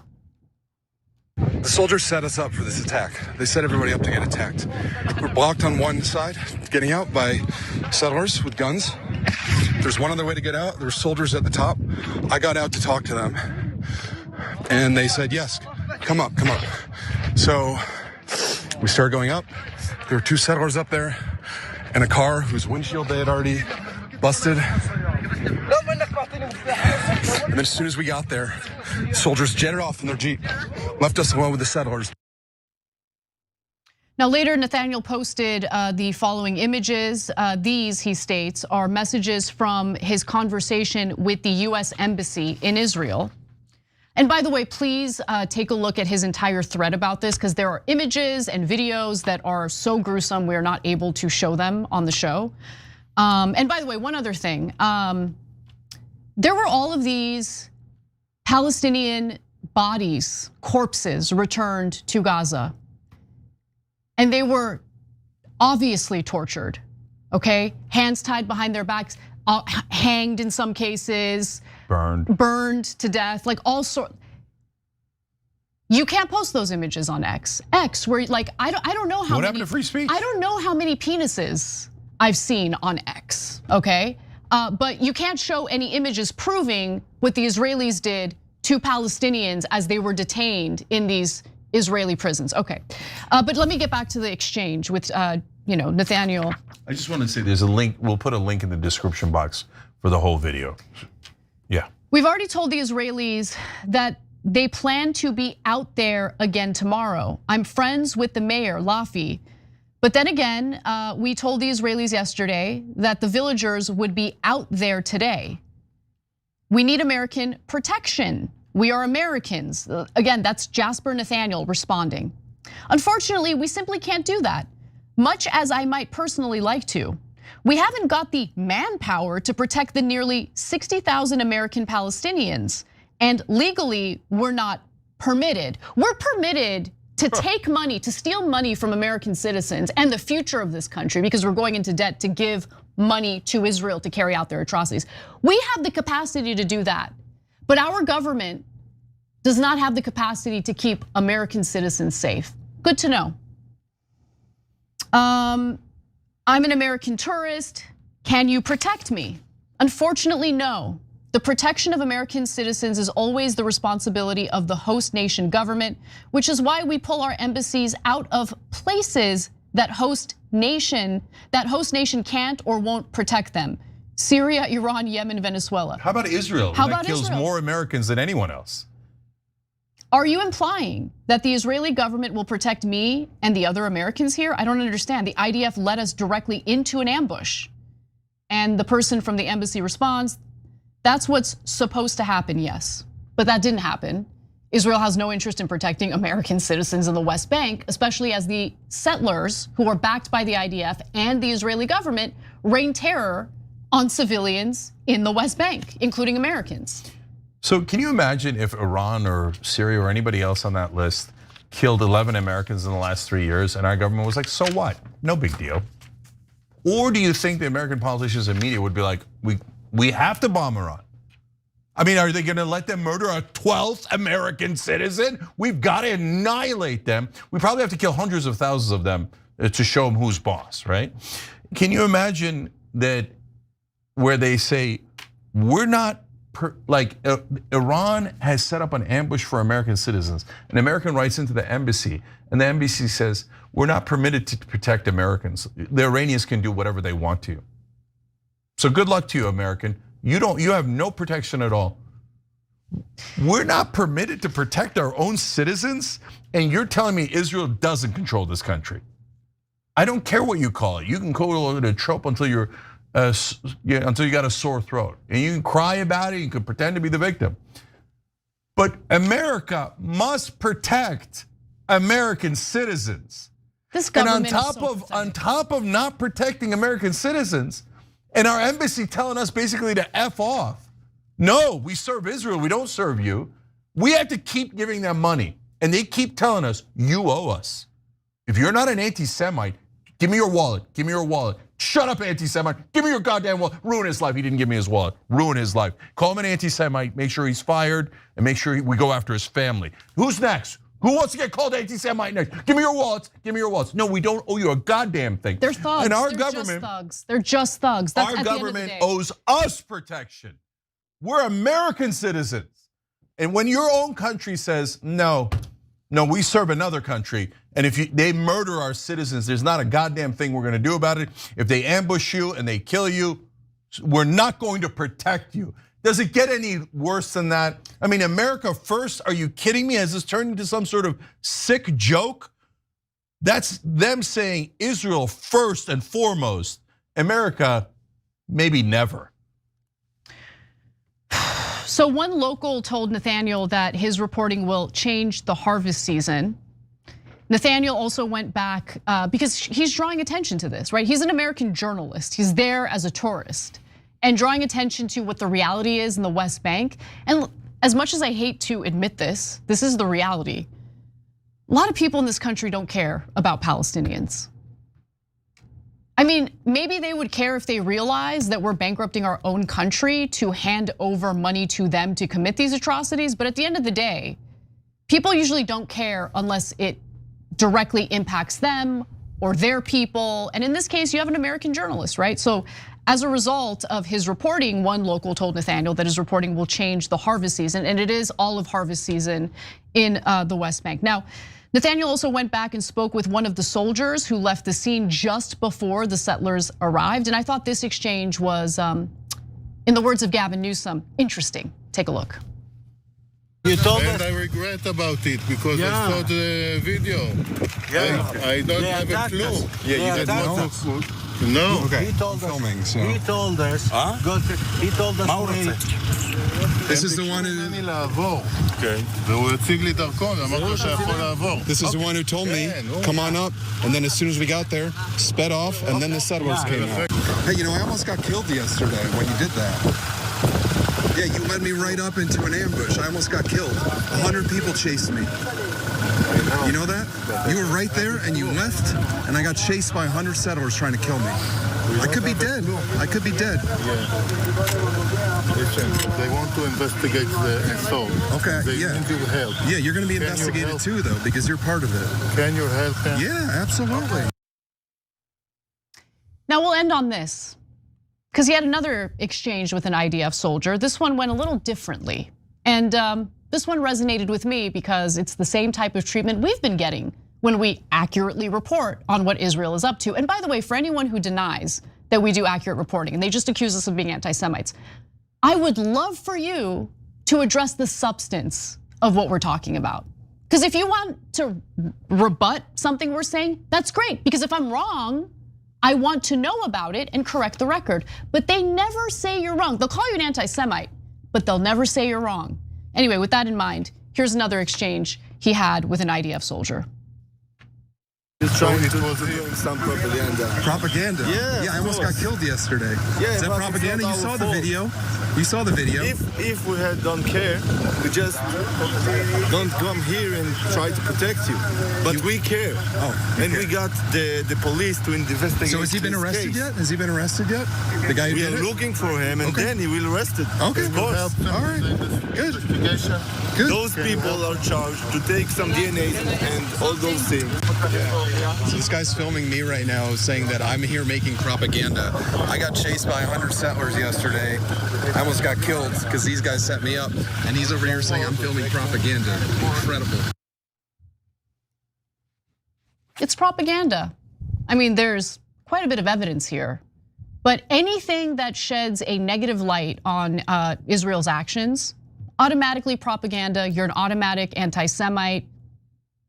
It's unbelievable, but this is what's going on. And I'm glad that he documented all of this. And hopefully more Americans will wake up to the reality of what it means to support a government that carries out atrocities on a regular basis. 99% of the settlers or IDF soldiers that are charged are found innocent. What a coincidence. 99% of the Palestinians that are picked up, oftentimes without charges, are found guilty. But no, I'm sure they're gonna really, they're working on leads around the clock, right? Yeah. No, there's no justice at all in Israel. Israel is a deeply racist, fascist state that is trying to take Judea and Samaria. I'm not the one who says that. They say it all the time. Yep. Their government officials and the settlers are very, very, very proud. Judea and Samaria, West Bank and Gaza Strip. That is their effort to steal that land from the Palestinians because they think God whispered it in their ear 3,000 years ago, but mainly because they're terrorist thugs. And that's what terrorists do. They hit women with a club and they murder Americans, Palestinians, etc. But they're smart terrorists, so they paid off the American government, and American media never, ever, ever covers this because they're all deathly afraid of being fired, and half of them basically work for Israel. Last thing I'm going to say is to repeat this sentence that from the embassy: "We are not permitted to protect Americans." Wow, Israel got our government to say that they are not permitted to protect us Americans. So if you're an American, I would stay away from Israel. Of course, are you crazy? I wouldn't travel there. You're taking your life into your hands. I wouldn't spend my hard-earned money there. The government's spending your money there for you. So you'd be nuts to go to Israel. Absolutely. They're gonna spy on you. You have no protection at all. If they kill you while you're there, the American government will applaud and send them more money. You have to be a lunatic to go to Israel. I agree. And by the way, almost all of our congressmen go there. And we showed you Matt Gaetz said, I accidentally went into the room. They were rifling through my bags. Of course they're gonna spy on the US congressman. They own you, you idiots. What do you think you're doing? Go ahead, go to Israel, you morons, and then you'll work for them even more. Our government should represent us, not a foreign government. They're turning me into America first. No, I'm definitely America first. Americans first, Americans first, not Israelis first, not Israeli settler terrorists who beat women with clubs and murder people first, okay? Yep. But of course, it doesn't matter because our politicians are gonna take all the cash and all the media is gonna lie to you and cover it up on behalf of Israel. All right, when we come back, we'll switch gears a little bit because this war between President Donald Trump and Thomas Massie is really heating up. Rand Paul makes an appearance. Don't miss it. Anti-Semitism.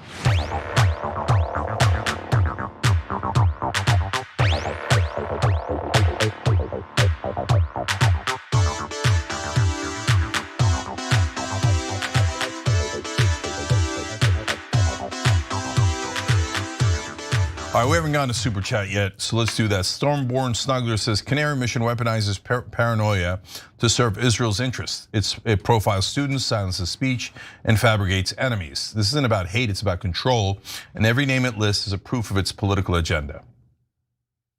Yeah, there's sick people over at Canary Mission, bunch of thugs. And they purposely edit videos in a way to lie to people, to get them the angriest that they can, so that, let's cross our fingers that they do stochastic terrorism and hurt Israel's enemies, so that intimidates everyone else to bow their heads to Israel. You bow, they say. No, I'm not gonna bow. I'm not gonna bow, okay? Hey, Canary Mission, if you love Israel so much, what are you doing here? I mean, you're probably Israeli citizens, let's keep it real. Probably financed by either Israelis or Israeli-loving radicals here, okay? But if you love Israel so much, that's what God made planes for. Go to Israel.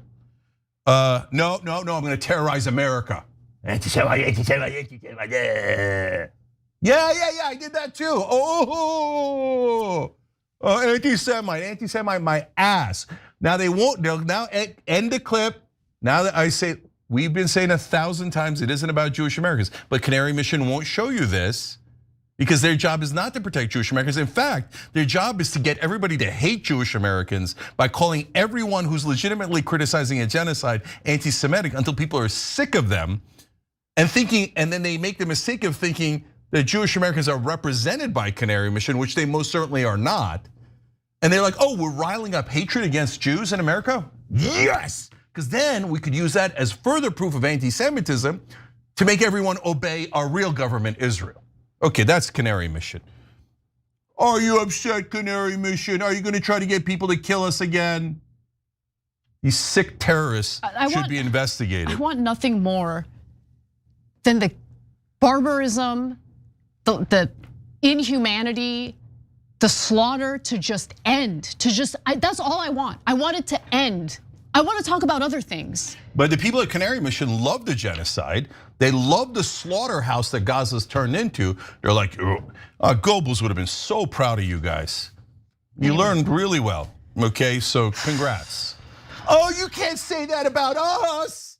Yeah, I can. I just said it, because you're committing a genocide and you're doing propaganda for a genocide, just like Goebbels did. Go cry about it. Okay. Stormborn also wrote, and if Larry Ellison even thinks about using media for surveillance, citizens will erupt. Over 7 million voices already roared this weekend. We won't be silenced by genocide deniers or censorship. Social media's floodgates are open. Accountability is coming. Look, yeah, but we have to eventually get the crooks in our government. They're the real problem, right? Those deeply corrupt people call themselves legislators and representatives. They're disgusting. They're disgusting. Okay, I'm talking about almost all of the House of Representatives and the Senate and presidents of both parties, dogs. Okay, Stormborn writes, in Kushner's vision for Gaza is blind to history. Billionaires may build, but the land remembers. Also, Gaza has no iron dome, which means no shield from consequence. Every brick laid on grief will echo with resistance. Peace demands justice, not erasure. Chatulu says, Anna, defend you and your husband accordingly. Constantine says, Anna, thank you for your bravery. We'll be back.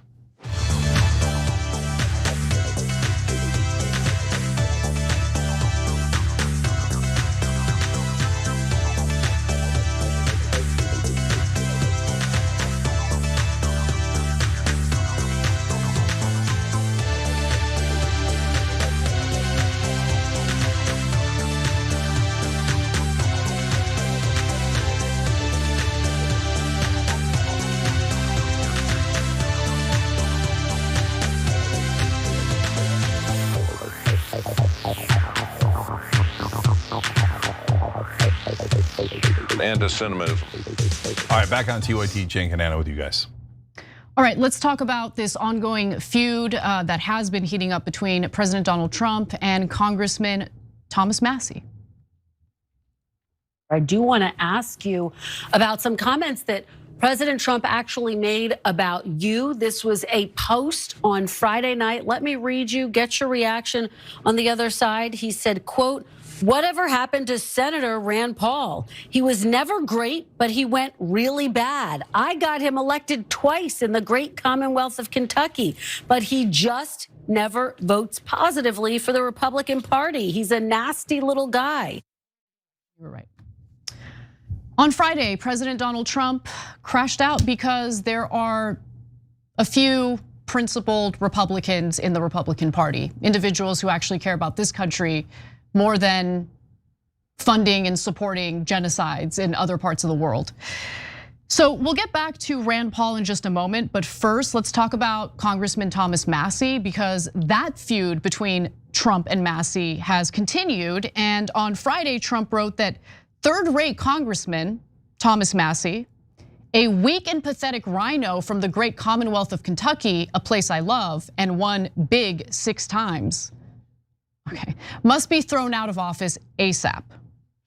He only votes against the Republican Party, making life very easy for the radical left.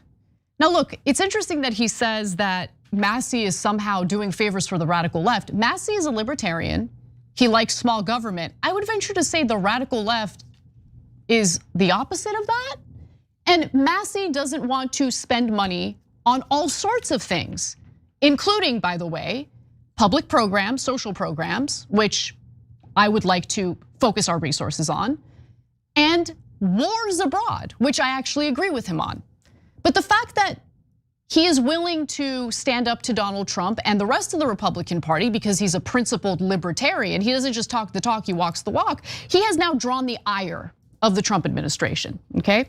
So Trump also called Massie a totally ineffective loser, with loser in all caps, of course, typical Trump. He also endorsed a veteran named Captain Ed Galrian to run against him. So he is endorsing a challenger to Massie, and there is an effort from donors out of state to fund the opponent. Of course. He also endorsed, so to be clear, by the way, that guy hasn't even entered the race yet officially. Yeah. But they're saying the pro-Israel donors, don't worry, they will flood you with millions of dollars and you'll be able to defeat him. And as long as you, of course, promise to serve Israel. In response, Massie posted an image of a donation that Galrian made to Senator Lindsey Graham, writing, "Well, look here, the hack Trump just endorsed to run against me is a Lindsey Graham donor." And of course, Lindsey Graham, huge loyalist to Israel's genocidal project, in fact, wants to go to war with Iran. Yep. With Iran on behalf of Israel. Galrian sent $500 in total to Graham. Massie also wrote, "Dogs don't bark at parked cars. There's a reason some of the world's richest and most powerful people are trying to get me out of Congress. I'm just one of the 435 votes, but I bring transparency to an otherwise dark and corrupted institution of government." By the way, the other thing that Massie, of course, is getting hounded about is the fact that he wants to release the Epstein files. He does want transparency. He thinks the American people deserve to know whether there are powerful people in this country, in the government or otherwise, who might be pedophiles that a foreign government or intelligence service has been blackmailing.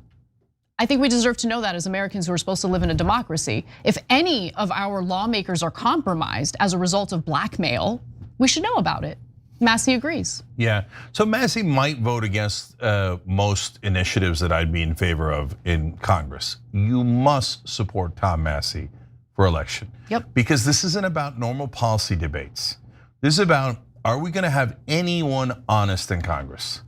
Are we gonna have anyone who actually represents Americans and not a foreign government?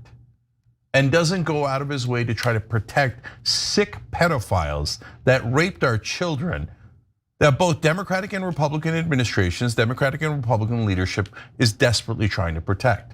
And if you don't know, pro-Israel donors have already sent $2 million to run ads against Massie in his district. And that was well before, a year before his election. So the 2 million is just a warning shot. They spent nearly 20 million against Jamal Bowman. Well, that's weird. Jamal Bowman and Tom Massey don't agree on anything in terms of policy, except they're both for Americans and not for Israel. And those donors and a lot of the leadership, including Donald Trump and Joe Biden, find it unacceptable if there's anyone in Congress who won't bow their heads to that foreign government. So that's why they're targeting Tom Massey. If they beat Massey, all the other cowards in Congress will scurry around and go, oh, okay, Israel, which they already do anyway. They'll just quadruple down on it. But if Massey wins, it begins to send a message. Maybe Israel's control over our government and our media is not invincible. Maybe they're humans, guys. There's no like weirdo tropes and stuff. They're just yes, they have a lot of money. But we've beaten money before. That's why they're freaking out about Mamdani too. 100%. Isn't that amazing that the two guys that the Israeli lobby is most dead set against don't agree on anything otherwise? Yeah, it's such a good point. Mamdani and Massey. The one thing that they both are targeted for is that they will not bow their head to Israel. So let's move on to Rand Paul. So here's how Paul responded to Trump's post, essentially, attacking him for not being a good loyalist to anything and everything Trump wants to do. I think the problem is this, is that in Washington, what I represent, some people describe as unusual, and the president describes it as weird that I'm for less debt and balanced budgets. But when I come home to Kentucky or when I travel the United States, people come up to me and say, stick to your guns, you're the only voice up there, Republican or Democrat, who's still talking about the debt and still talking about balanced budgets. But I don't take it too seriously. Look, I've known the president for over a decade. I've played golf with him many, many times. I enjoy his company. I was one of his biggest defenders on impeachment and would do so again. I think he's one of the best presidents, if not the best presidents of my lifetime. But it doesn't mean I will sit quietly and just say, oh, well, whatever you want to do. I was elected to have a voice, and so I continue to be a voice, like on the bombing of the Venezuelan boats. I think that's inappropriate. War with Venezuela without Congress's opinion or Congress's weighing in and authorization is inappropriate. The tariffs are bad for the economy. But it doesn't mean I dislike Donald Trump. So he gets mad at me sometimes, but I'm still one of his best supporters if he's willing to have it. I have mixed feelings about that statement. Look, I know that Trump is very thin-skinned, and if Rand Paul came out and said what he actually thinks about Donald Trump, Trump and his administration would probably rain hell on Rand Paul, okay? Let's just keep it real. Do you think Rand Paul really enjoys the company of Donald Trump, who's like all over social media attacking him because he's not being, supportive enough of Trump's agenda?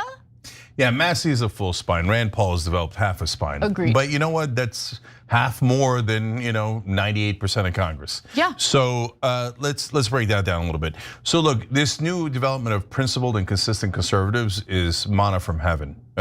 Because usually what happens is, and it's definitely true of both sides, the minute that one side gets in the power, they flip positions. Yes. Right, every time. So true. Filibuster is the worst thing in the world. The filibuster is the greatest thing in the world, right? On and on and on. It goes back and forth, right? Oh, I'm not releasing the Epstein files. Oh, I want you to release the Epstein files. Don't release them, right? The scam of partisan politics in America. Yeah, partisan politics is a theater that mainstream media, corporate media puts on a show for you guys. None of it is real.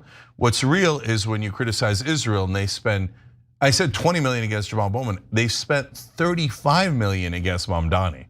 Wow, for a local mayoral race? For a mayoral race that has nothing to do with Israel because they don't want to seem like they're not invincible. It's so crazy because there's been so little coverage and debate about what Mamdani wants to do locally. You know what I'm saying? By the way, I mean, I'm not going to help them. They missed the best line of attack against them because they have Israeli-itis. Yep. They can't think of anything but Israel. And they're like, oh, I want you to go to Israel. Oh, he's with a Muslim. That Muslim said something naughty. That Muslim said something naughty. Oh, everybody's not. No, all the Muslims are terrible. You should hate all Muslims. But I'm worried about bigotry against Jews. Oh, so you're not worried about bigotry against Muslims, though. Anyway, mainstream media is hopeless, and they're the crooks that are lying to you in whole. But in the midst of those crooks, in the midst of all this corruption in politics and media, what's happening is the online world is empowering the Masseys and the Rand Pauls and the Mamdanis, etc., and saying, go get him, we got your back, we got your back. That's why I'm telling you, go get Thomas Massey's back. Okay, just be authentic. Don't yes. be, and represent Americans. Yes. Okay. Exactly. Now, Rand Paul, if you notice, there's one difference between him and the others. He's tweaked on Iran and attacking Iran. He's great on the Venezuelan boats because he's like, that's extrajudicial killings. Conservatives should be against that. People who love the Constitution should be against that. He's absolutely right about that. The tariffs, the budgets, that's why Trump's hitting him. But the Israeli lobby hasn't really gone after him like they have with Massey and others because he doesn't say that much about Israel. Yeah, he focuses on the other wars that Trump is starting. He is not in favor of the CIA operations that are currently, covert operations that are currently taking place in Venezuela, which the administration has fessed up to. And I commend Rand Paul on his position on that issue. Look, I'll say this about libertarians. I do have disagreements with them, obviously, especially when it comes to social programs and whether or not we spend money on them. However, on foreign policy, they tend to be a lot more principled. And when I say a lot more principled, I'm comparing them to members of the Democratic Party. And I'm just talking about politicians here. Because members of the Democratic Party, I remember, in the early aughts, were certainly more willing to push back against wars. Not so much anymore. Really, look, it's shocking to me that Marjorie Taylor Greene has been pushing back against what's going on in Gaza way more than AOC has. And not to just pick on AOC because she's a symbol of the progressives in Congress right now. Rashida Tlaib is doing what she's doing, but since she's Palestinian, unfortunately, people don't take what she's saying seriously.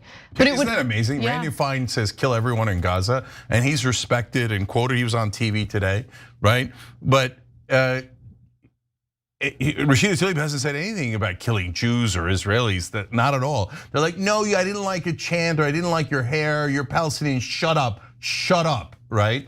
American media is so disgusting. By the way, today, a massive campaign, coordinated campaign to try to drive Curtis Sliwa out of the New York mayoral race so that Cuomo can get all the votes because Cuomo is the biggest ass kisser for Israel in the country. So he is like put up a for sale sign, or actually already sold. And he works for Israel 100%. He says it in every debate. What about Israel? What about beloved Israel? We should all bow to Israel, right? So they're like, Sliwa, you better get out of the race. You're hurting our efforts in destroying Mamdani on behalf of Israel. And I'll give Curtis Sliwa credit, which I never expected to do. He's like, nope. He's like, you want me to help these billionaires who don't give a damn about the average New Yorker? I've been living in this city the whole time, okay? No billionaires, I'm not leaving the race. There are not everything about Curtis Sliwa, obviously, but there are things about him that I like. You know why? Because he's a real person. He's a real person. Yeah. So like he sometimes he's clownish. Certainly I don't agree with him.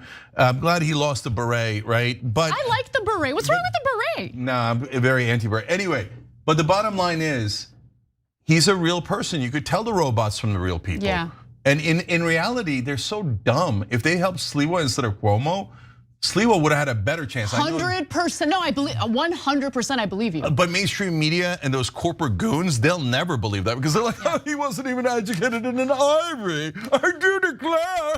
He's a real ruffian from the streets of New York when it should be someone from a skyscraper like us, of course. Hey, send in Andrew, please. Hey, boy Cuomo, go in there and work for Israel, okay? Sliwa.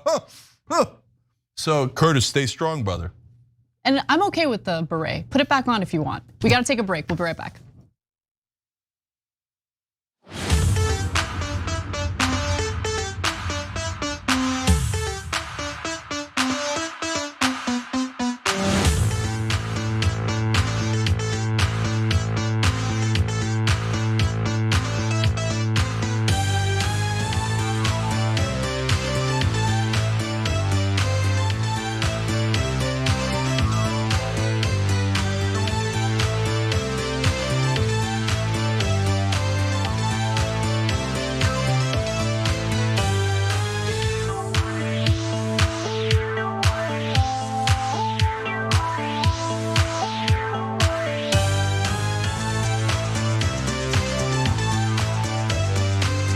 Let's go to our members on TYT.com. Asmos Prophet says, LMAO, I wasn't able to imagine what soulless person would be fine with living in Gaza after kicking the Palestinians out.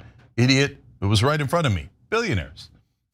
So Candace Owens said that anyone who develops that land on basically the bodies and the souls of the Palestinians who've been murdered will be cursed, and their children will be cursed. I don't believe in curses. I don't believe in that kind of talk. I'm not going to condemn her, because if you're a sick, disgusting person thinking about how you could profit off a genocide, I wish there were a God who could curse you. Okay. Camp Corona Dad says, I can see it now, the Gaza Strip, a haven for billionaires. Realty by Jared Kushner, security by Benjamin Netanyahu, and the director of hospitality will be Ghislaine Maxwell. Might. Remember, her dad was the biggest Israeli spy in history. They stole our nuclear secrets and we still keep giving them money. Imagine if Iran or China stole our nuclear secrets and then we gave them $300 billion as a gift. Gee, I wonder if Israel controls all American media and politics. Yes, you can call it trope all day long. It's totally true, and you could stuff your tropes where the sun doesn't shine. Okay, Turkish Taffy says, call me cynical, but I can't help thinking about the ceasefire was just a ruse so that Trump could get his Nobel Peace Prize credits for next year. You got Netanyahu to agree to it in exchange for more future funding, knowing that the IDF wouldn't honor the terms of the ceasefire. No, it's a perfectly fine theory, brother, but having read a lot about it, my sense is that it's more complicated than that. Trump actually doesn't really care. He doesn't care about the Palestinians, but he also doesn't care about Israel's objectives. He wants to get credit for peace. If he could, he'd get the peace and make billions off of it, right? He wants both. But in terms of the slaughter and Israel's agenda, he's actually not that interested in it. He's often annoyed by it, but nevertheless, he bows. He bows all the time, right? So in the end, it doesn't really matter. Helen 007 said, he wants Greta gone because she talks about climate change, referring to Peter Thiel. And when everyone finds out how much energy AI needs and the damage that will be done and is being done, there may be backlash. Yeah, that's certainly part of it, yep. Compass 1981 says, Israel's not the chosen place and Jews aren't the chosen people. If God did exist, he wouldn't allow them to claim that. He would strike them down for hiring his children. I was under the impression we were all God's children. Look, guys, most Jews don't think that they're the chosen people or anything like that. Yeah, it's in the text, but everybody interprets it differently. But the settlers do believe that. The settlers believe that they are God's chosen people and they're superior to everyone else. And the Palestinians are inferior and subhuman and they should be killed for God because they're lunatics. They're religious radical lunatics, but they do not represent all Jews or even all Israelis by a long shot. So just be careful about that. I don't want you to make assumptions that aren't true. I lives in America. America writes in, Trump is a mean girl president. Totally. Yeah, yes. Lou B says, when America wise up on how the mainstream media has been lying.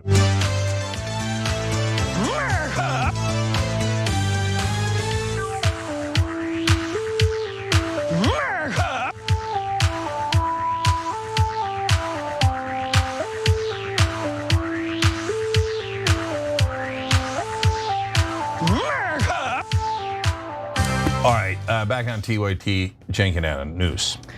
This story is amazing. Turns out that some of ICE's actions and some of what the administration has planned in regard to mass surveillance is rubbing some conservatives the wrong way, and I'm glad to see that. ICE is in the news, and I'm really concerned. I like a lot of what ICE has done, but I'm concerned now. There's an article in Wired magazine. Del Cameron put the article together, and here's the headline. ICE wants to build out a 24/7 social media surveillance team. Now, I'm very concerned about that. Well, he should be, all of us should be, because anytime the government brags about putting out some sort of mass surveillance program, all of us are impacted by that. And ICE's plans to surveil social media 24/7 has enraged some conservatives, including the gentleman you just heard from. Now, here's the context. Earlier this month, Wired did publish a piece that all of you should read when you have time. I'll give you the highlights for now. Federal contracting records reviewed by Wired showed that the agency is seeking private vendors to run a multi-year surveillance program out of 2 of its little-known targeting centers. The program envisions stationing nearly 30 private analysts at immigration and customs enforcement facilities in Vermont and Southern California. Their job is simple, apparently, to scope out Facebook, TikTok, Instagram, YouTube, and other platforms, including social media platforms, to find posts that could give them some fresh leads. Now, a contractor would use sites such as Facebook, Instagram, and X, and could, in addition, use powerful online commercial, law enforcement, and federal government databases to generate leads about individuals who pose a danger to national security, risk public safety, or otherwise meet ICE enforcement priorities. Hold on. Since when did immigration agents, like ICE agents, get tasked with protecting national security? Right? Like, that's insane. That's not what their job is. That's not what their jurisdiction is. So all of a sudden, their duties have widened in this country, and it includes mass surveillance of all of us in case any of us might pose a national security threat. Think about how insane that is. Okay, so for everyone who's been cheering on the ICE raids that all these people who are innocent have been caught up in, including American citizens, understand what you're cheering on, because they're coming for you next.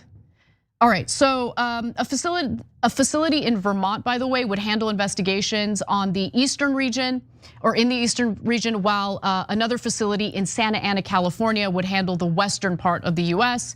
Now, the contractor could also be asked to find information about targeted people's associates, including family members and coworkers, for the purpose of determining someone's whereabouts. So this isn't set in stone yet. The initiative is still at the request for information stage, which is basically a step that agencies use to gauge interest from contractors before an official bidding process takes place.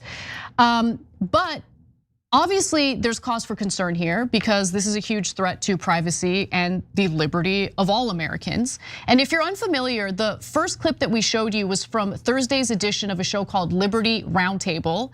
This is a right-wing radio program that invites all liberty-loving Americans to join with us to restore the principles of our founding fathers and promote God, family, and country in the media and our lives. So clearly right-coded.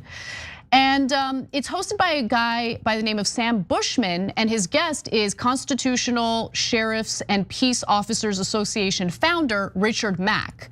They're both concerned. They're about to explain why. It sounds great on the surface, Sheriff. And I get that we want to use all we can to stop illegal aliens from abusing American citizens. I get it and agree. But when you crank this up, pretty soon you're going to have ICE built 24/7 media monitoring network that'll be taken over by the Democrats. And buddy, they will use that thing like I don't even know what word to use. A samurai sword that's double-bladed, double-sided. I don't know. It'll be crazy if we're not careful. So we think we're doing things that are right, but it'll backfire, Sheriff. No, that's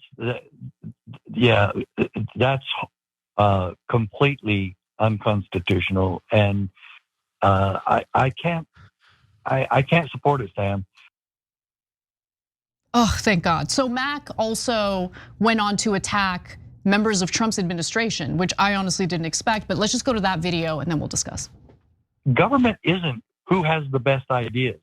Government is successful when we follow the rules, when we follow the Constitution, when we enforce it, when we keep our oath, when we see the foundational principles in action, and that now they're being destroyed by our own government officials. This is the problem. We've all been brainwashed, including Republicans, that if we have a good idea, well, of course, we just do it. And it's so wrong, and this is so indicative of the corruption within our own government that thinks it can do anything it wants. Tom Homan has been kind of rendered impotent when it comes to doing his job right now because he's been under that criminal investigation. And Pam Bondi just got through saying that, testifying that there's no evidence there.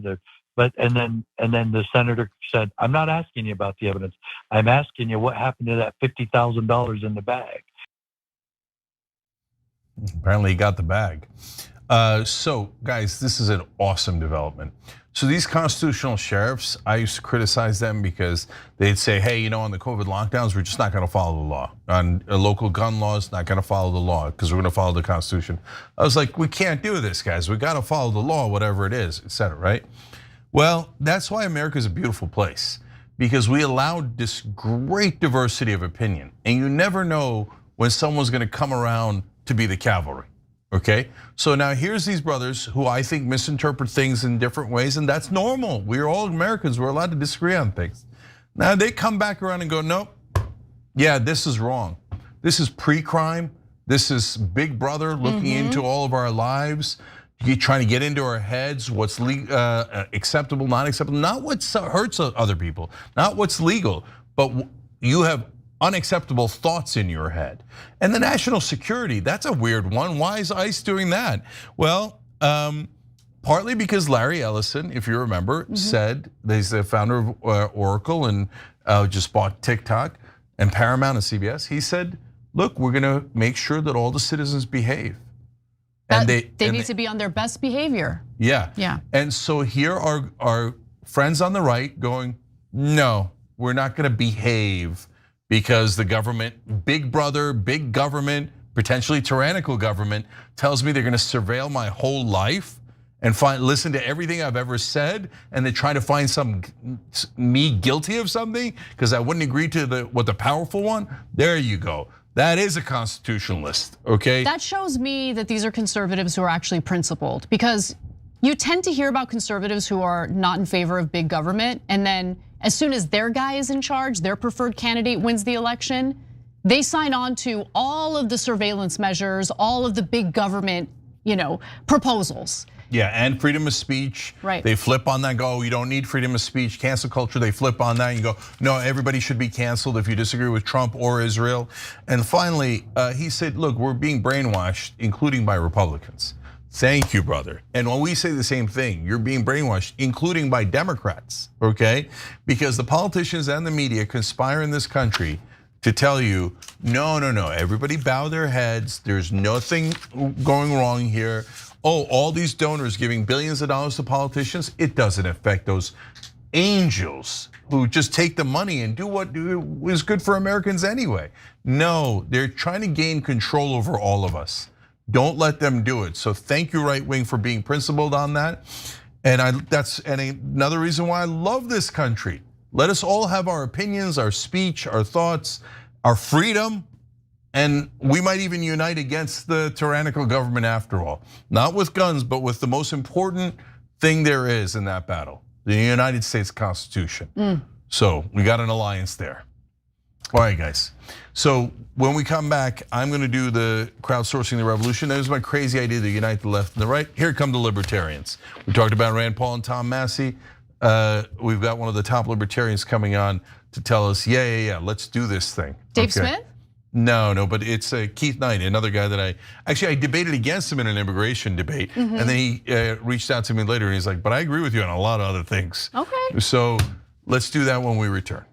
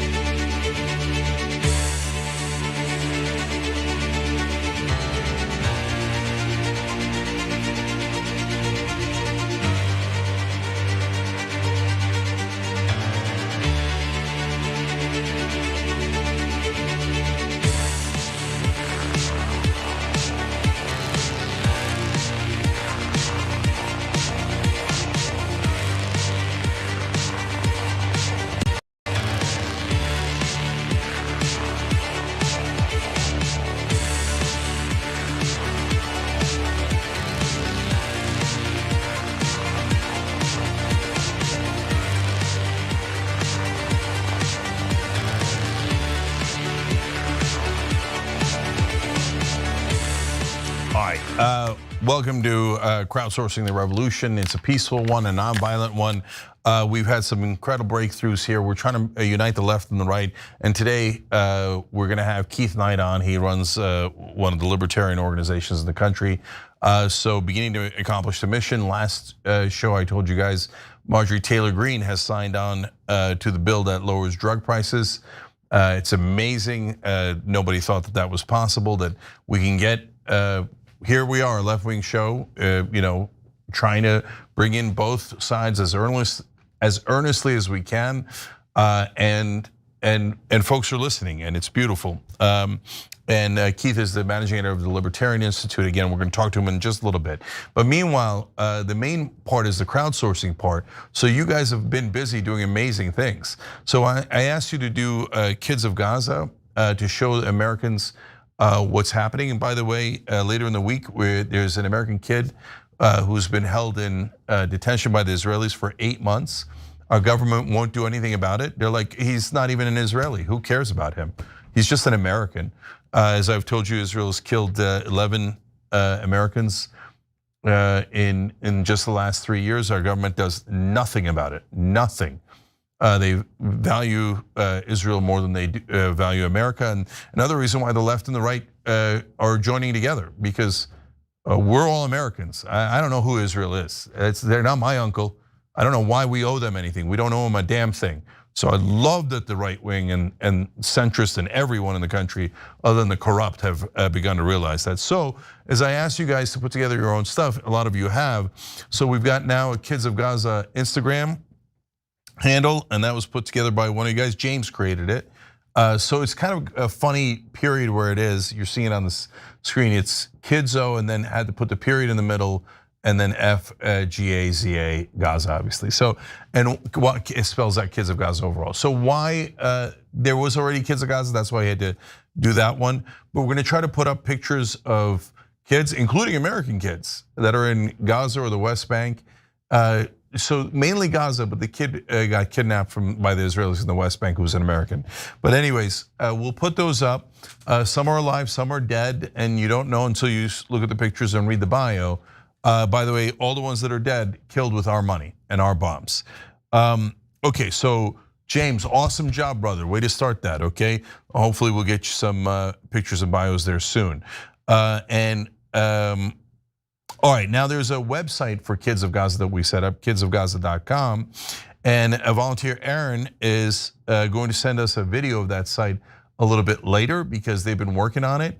If you want to work on it with our community director, Cara Eastman, email hope@tyt.com, hope@tyt.com, and be part of this, because then now we're coordinating. We're coordinating with you guys on how to build these things, and a lot of people have amazing ideas. In fact, I'm gonna read you some in a second. So in fact, let me read that to you now. Arpan is another person from the audience. See, I love this crowdsourcing. Guys, we couldn't do all this on our own, but together, combined internet, we can do this. Arpan has a update on corruptionwatch.us. So that was an idea that I think one of you guys came up with. We got to figure out who originally came up with that idea. I want to give you credit for it. And we had you guys vote on the URL, and you voted on corruptionwatch.us. And what that means is that's taking all the politicians, all the bills, and all the donors, and seeing what kind of match we have. Do their votes match what their donors want? So let me read from Arpan. He said, I've successfully uploaded all bills enacted into law from 108th Congress to present. These include Senate bills, Senate joint resolutions, House bills, and House joint resolution bills, approximately 6,100 entries. I've also successfully uploaded all senators and House of Representatives from 108th Congress to present. There were other lawmakers uploaded, not sure why, but we can filter out those individuals later, approximately 2,600 entries. So pause there, I got more, but look at this. Combination of all of you guys, plus all the new technologies, including AI, including crowdsourced coding, right? All of that is allowing us to build these sites much, much quicker. And so in the old days, this would have taken forever to build a site like this, right? So let's see what we come up with, but we're also gonna fact check. So if there, as he's pointing out, there's some people that shouldn't be on that list, we're gonna all take them out together, kind of like Wikipedia, right? So Arpan then says, we're now working on uploading all campaign contributions, beginning with the 108th Congress to now. After that, we will upload all data on how politicians from 108th Congress to present Congress voted on the bills I uploaded. Once all of this data is finished uploading to the cloud, we can then start working on how it will appear on the website and how users can interact with the data. God, I love this so much. Man, if it works, and it's a beautiful site, and you can see, oh, look at that. I'm looking up Cory Booker. Oh, look at all the money he's taken from AIPAC. Oh, look at that. His voting record is 98% with AIPAC. Huh, okay. And you can go down the list. Oh, there's a guy who takes tons of money from Big Sugar down in Florida, their big presence in Florida, right? Oh, look at that, his voting record matches 100% with Big Sugar.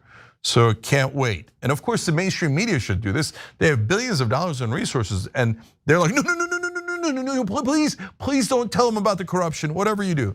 I'll tell you this quick story, I've said it many times, but for those of you who don't know, David Schuster works here, he's on Rebel headquarters, check him out when you get a chance. It's also on YouTube, Rebel HQ. And when he was a reporter in Washington, he did a story on money and politics. Managing editor takes him out, shows him the newsroom, goes, I'm not running your piece, David. And David says, why? And he said, money and politics paid for all of this. So they know. The mainstream media gets all the money from the corruption, and so they aid and abet and protect corruption. That's why they never talk about money and politics. That's why they're not doing this project, and we're having you guys try to work together as the American people to create these websites that mainstream media won't show you. God bless the folks at AIPAC Tracker, by the way, made a big difference. No, so now Arpan's last thing. No, we are in the middle of discussing how to include more politicians, starting with Clinton era and also governors. We're also discussing how to include every bill introduced since Clinton era. This would be in the millions, I think.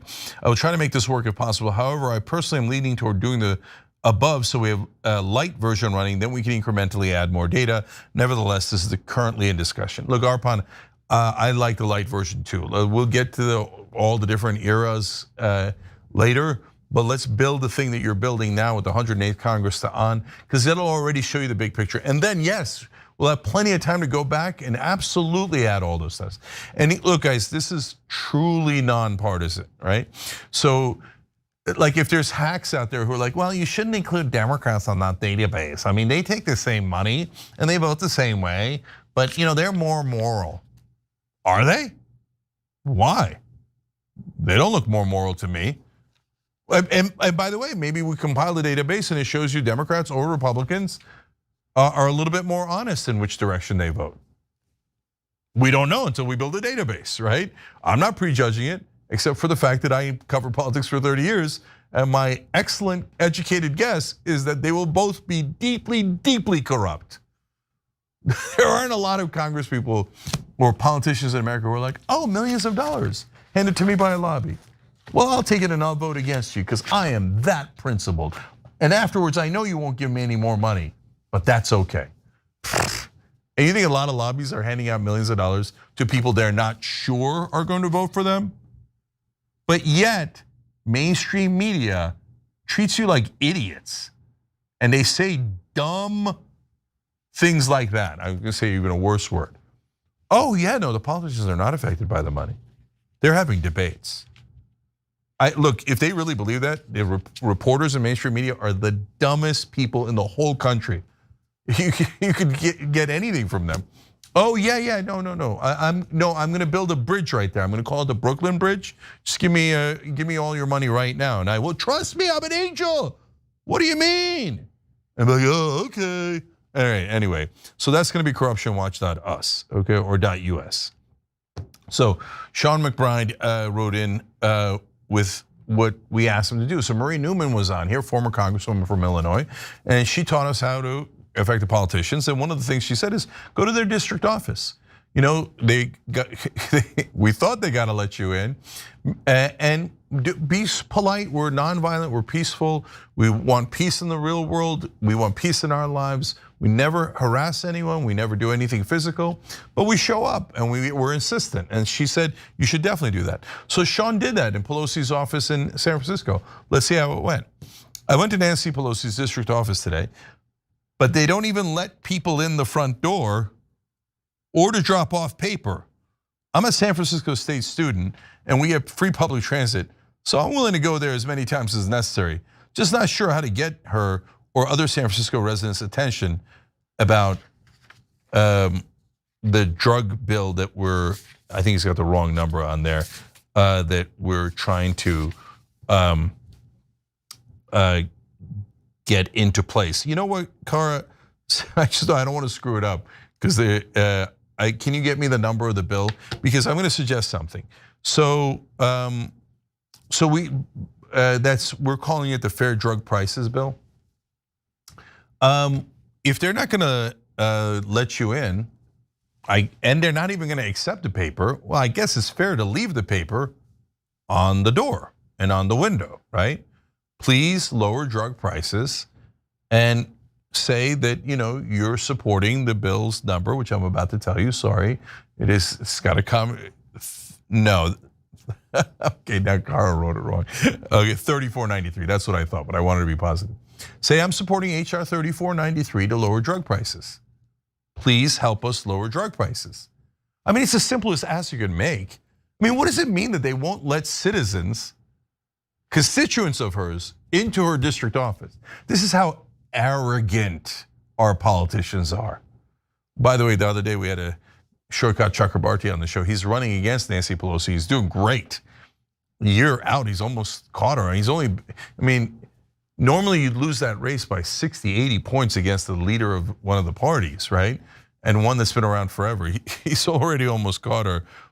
He's only 13 points behind. It's at this pace, she's going to retire soon. So, and she should retire because she doesn't represent the people. But keep going, guys. Find your district office, send in stories, send in videos, send in pictures. If you actually meet a congressman in the wild, wouldn't that be amazing? Like take a picture or a video and be like, hey, here's me asking my representative for lower drug prices and to support HR 3493, right? And send it in and we'll show it. Even if you don't meet the congressman. And again, Marie Newman was, I think, projecting too much. She's a wonderful person. She cared about her constituents. By the way, she was eliminated by the Israeli lobby. They spent 4 to 6 million, I forget what the exact number was, to eliminate her because she didn't vote for all of the bills that they demanded. But at least take a video of you eating lunch in the district office. Or whatever it might be, and I'll show it on there, pictures and videos, okay? Let's go, let's do democracy. Let's get involved. Let's take our government back. Okay, I have more updates for you guys, but I gotta pause here because Keith Knight's joining us.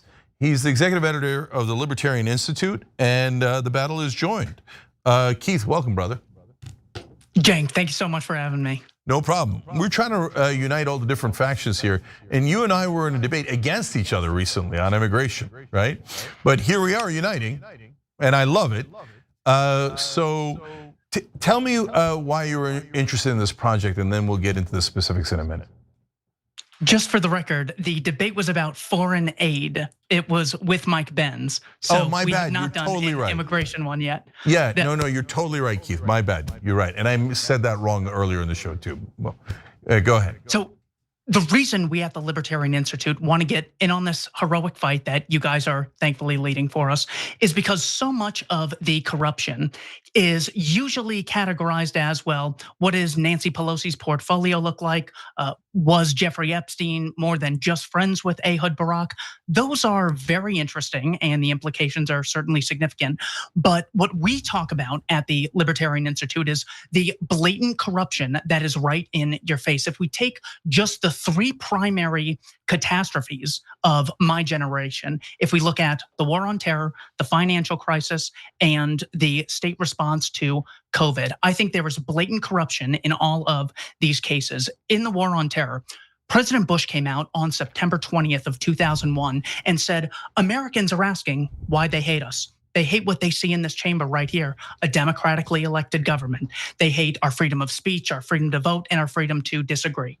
So immediately, the central focus of the war on terror was completely deviated from the truth, which is they hate us for occupying the land of the two sanctuaries, Mecca and Medina. They hate us for supporting Israel, going back to the Qana massacre of 1996. They hate us for the sanctions against Iraq all throughout the 90s, before the second Iraq war and the operation to remove Saddam Hussein. So that is a case of such blatant corruption. Now, George Bush just says this on national television in front of Congress, and we don't even have the standards that we would have for like a fourth or a fifth grader. Hey, you can't just give us an answer. You have to cite your source. You have to show your work. Where was he coming up with this? Completely fabricated. So the 20-year war on terror was verifiably based on a lie perpetuated by Rumsfeld, Cheney, Wolfowitz, but especially the sitting president. And then you can see how fake the Al-Qaeda threat is in general. I was just in New York City in September, and who was there but a former member of Al-Qaeda, a guy whose name used to be Al-Muhammad al-Jilani, but he's changed his name to Ahmed al-Shara, and he's now the leader of Syria. He was interviewed by former CIA Director General David Petraeus, and Petraeus said, you have a lot of fans here, and I'm one of them. We want to know how you're doing. Do you have time to think? Are you getting any sleep at night? This guy was a member of the group we were told wanted to kill us and hated us just because we were free. This is a blatant scam right in our face. The two other scams that display the blatant corruption that's right in your face. Yeah. Okay, hold on. Before we go to the other two scams, I just want to add to what you're saying, okay? So we spent $8 trillion on the so-called war on terror. $8 trillion. That's an unimaginable number. We have a $37 trillion debt right now. 8 of that, an enormous percentage of that, is just for that. Now, did Iraq, for example, attack us on 9/11? No. In fact, Saddam Hussein, as terrible as he was opposed to Al-Qaeda, would imprison or kill Al-Qaeda. And we took him out anyway. You wanna know who said he was their #1 enemy?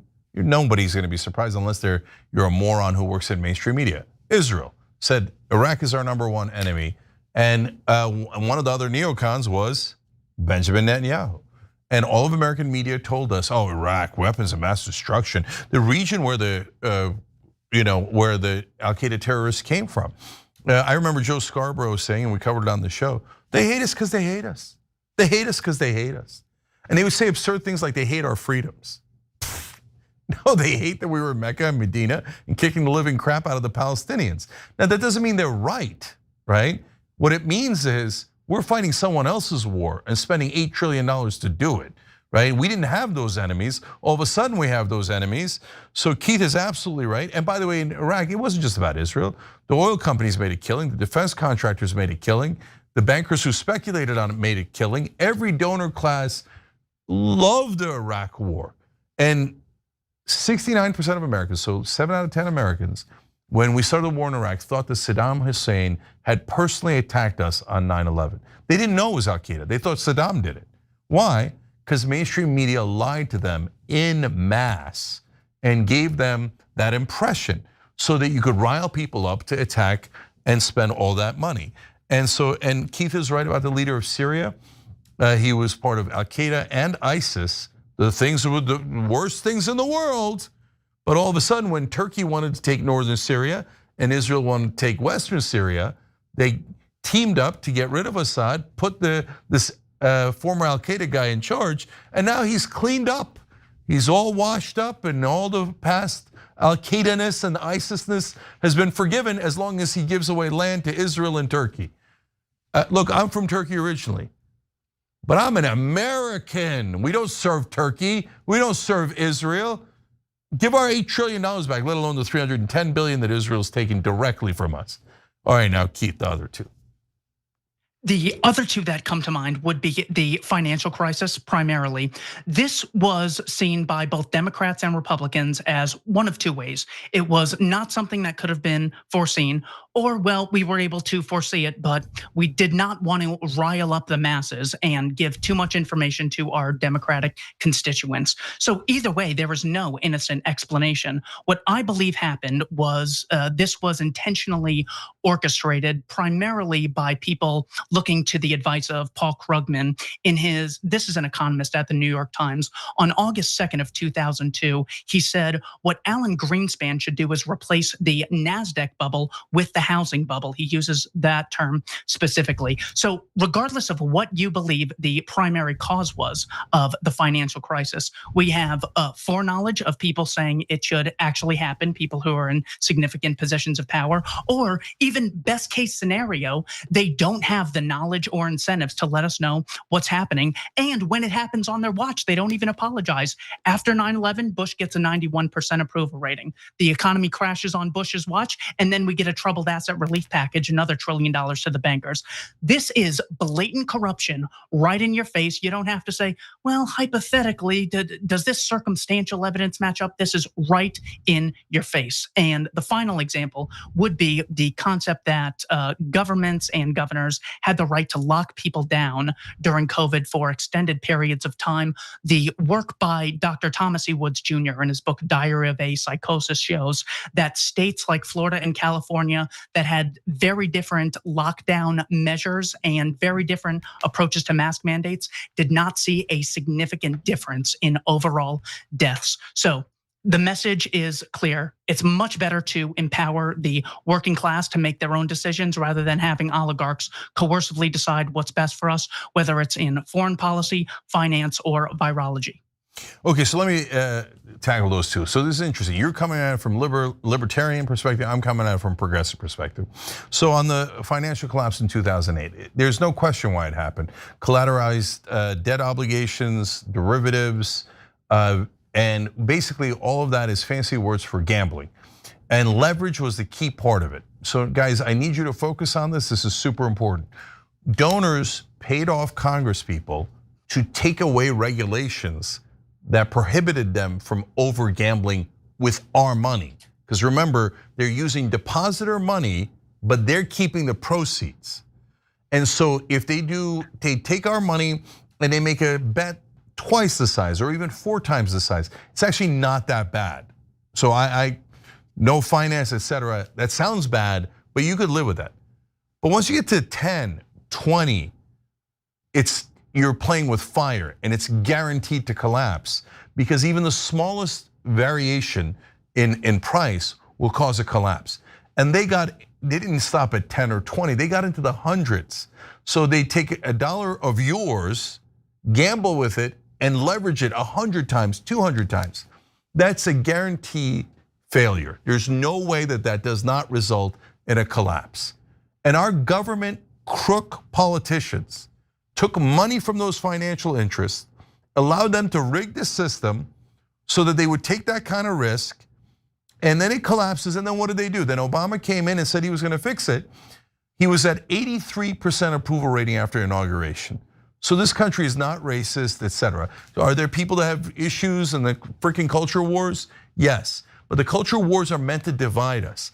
83% supported Obama, hope and change. What did he do? His top donors in 2008 were the bankers, and he bailed out the bankers. And he paid their bonuses. Bonuses for destroying the economy? Here's the left and the right telling you they've been lying to you the whole time, the Democrats and the Republicans. And on COVID, look, we're gonna have disagreements on some of the measures that were taken on COVID. But what's important is who's in charge? And the answer is Big Pharma. If you think Israel gives a lot of money, Big Pharma gives way more, okay? And so that's why you might have had some of the rules during COVID, but most importantly, we're not allowed to negotiate drug prices. That's mental. What do you mean? Keith, what does it mean that in a capitalist free market, you're not allowed to negotiate prices? Has anybody even ever heard of such an insane thing before?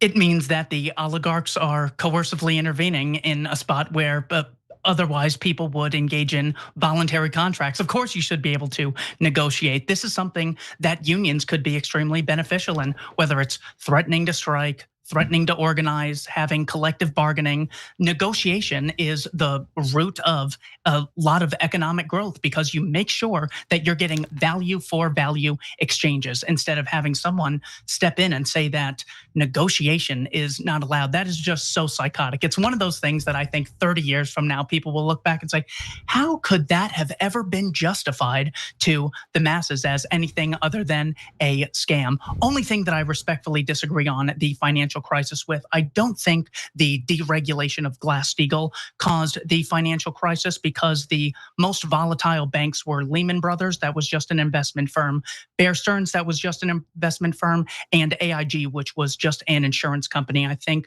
the more diversified banks with both commercial and real estate investments and investments in companies, and they had savings and capital, they were much more diversified and less volatile than those banks like Lehman, Bear Stearns, and AIG. But absolutely, tomorrow they should be able to negotiate drug prices. That is completely crooked. Yeah, and guys, it's totally okay to have these disagreements about, hey, what exactly went wrong, et cetera. The big picture is who's in charge, and the donors are in charge. We're not in charge.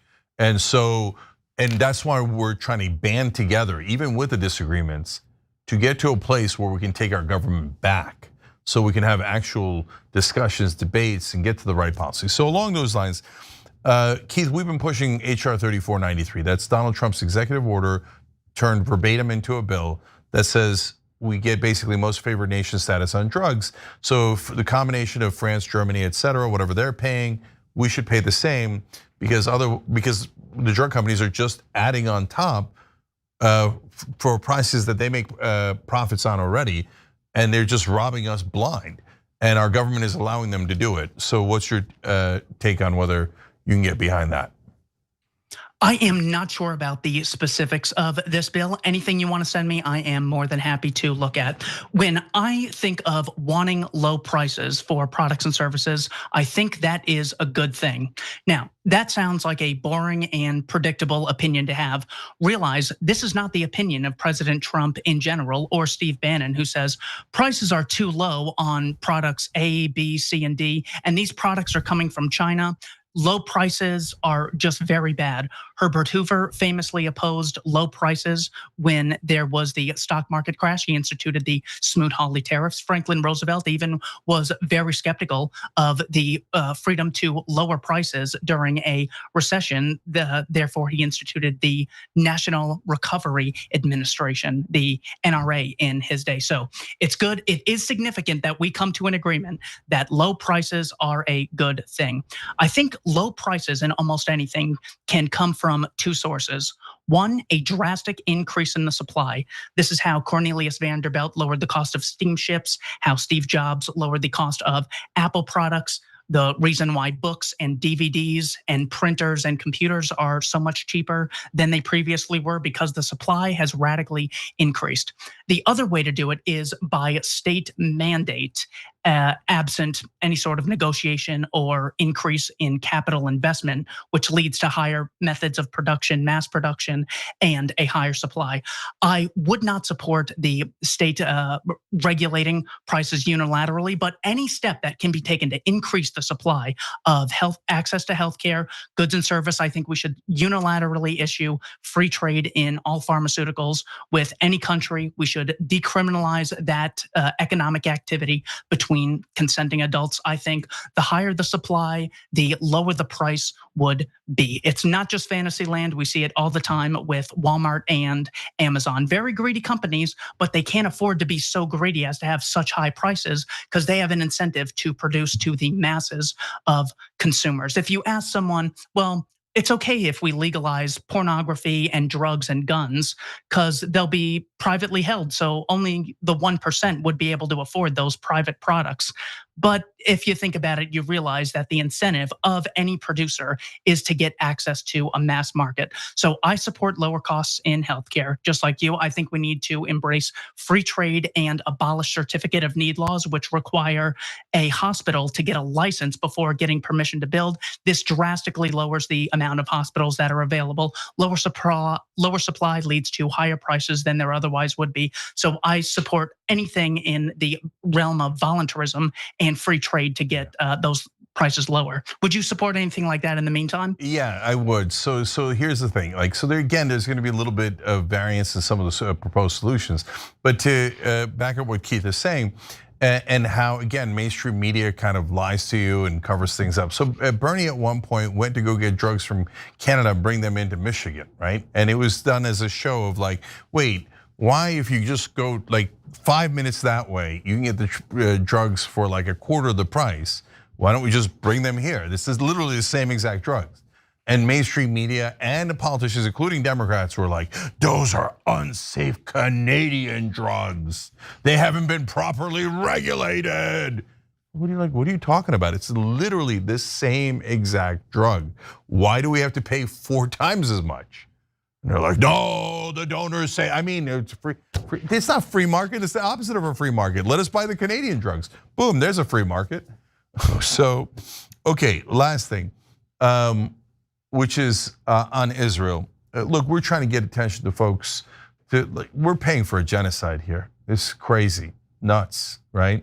So they say no, even though America has given Israel $310 billion so far, let alone the $8 trillion on the global war on terror, etc. We owe Israel. So, and it's anti-Semitic to say that you don't owe Israel money.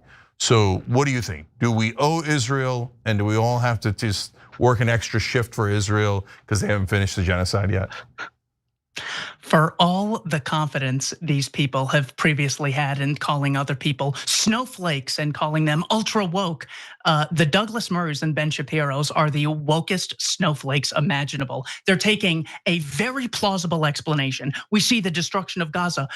Jared Kushner the other day in his 60 Minutes interview said it had looked like there was a nuclear explosion in Gaza when we had been in Israel for the negotiations in Qatar. So maybe it's the fact that they see mass devastation of the poorest, most vulnerable people. Maybe that could actually rile them up. But no.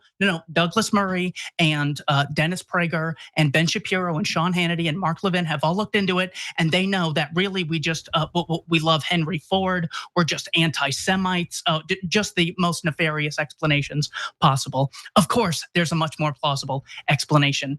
There's an organization called the Jewish Chronicle, which right after October 7th authorized the continued publication of a document titled Operation Al-Aqsa Flood.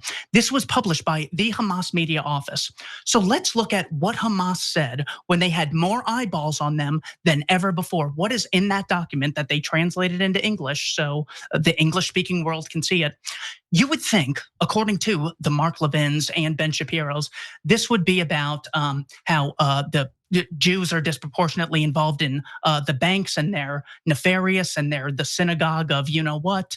But actually, it was all secular justifications, which they say that the British and Zionist regime have occupied Palestine going back to 1948. They even mention the terrorist actions by the Ergon, Stern, and Haganah with people like Menachem Begin before 1948 took place. The Hamas media office document also mentions the previous mowings of the lawn, which are referred to as Operation Cast Lead, Operation Pillar of Defense. Now, since 2005, Israel had been blockading Gaza. Realize the US government has a policy that if China threatens to blockade Taiwan, that's an act of war that we will respond to militarily. But Israel gets a 20-year blockade on the people of Gaza. And it's like, well, we can't expect them to ever do anything.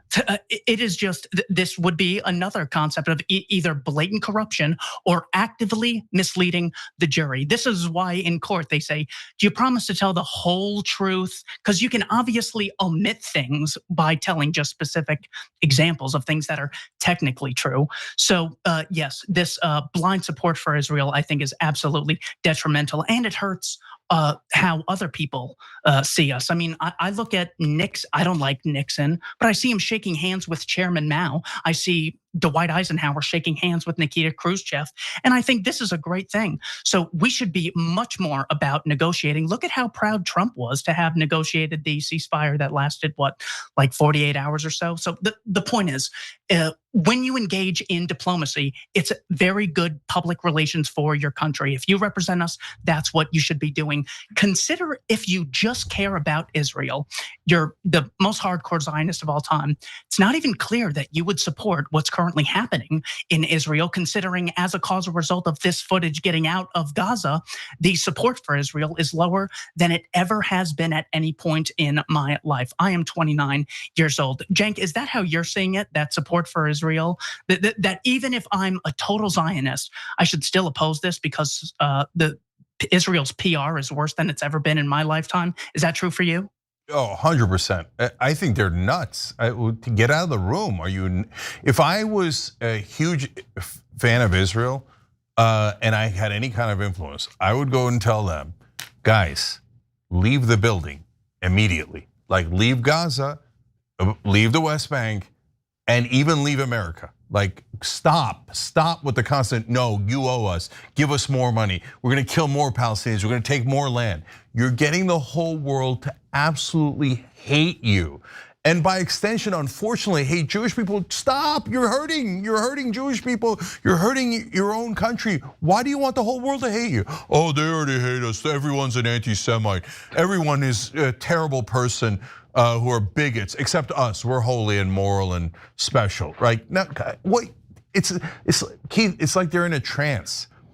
Like, they think that there's no consequences, and because they're not doing this because they're Jewish. They're doing it despite the fact that they're Jewish. Of all people, they should know to not go in this direction. And I think that Jewish tradition and culture says you shouldn't. Obviously, says you shouldn't go in this direction.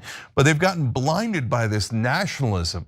But most importantly, for our purposes, Israel can do whatever they want. They're a grown-up country. They have nuclear weapons, etc. But why do you keep asking us or demanding of us our money, our support, our military, our troops for everything that you're doing? It has nothing to do with us. And so this insistence that America must pay Israel, America owes Israel, America must never criticize Israel, America must bow its head. I mean, they killed 11 Americans in the last 3 years in the West Bank, and our government hasn't done anything. There's an American kid who's right now in an Israeli prison. They won't answer for it, and our government doesn't even ask for it. And there was an American who was attacked, we covered on the show today, in the West Bank by settlers. The embassy, the American embassy writes back to him, we're not permitted to help you because you're inside Israel. What is this? I mean, what part of this is like pro-America? It doesn't make any sense. Just unequivocal, literally psychopathic. When you look at the criteria for psychopathy, it's displaying complete disregard or negligence for common sense empathy. The definition is something like that.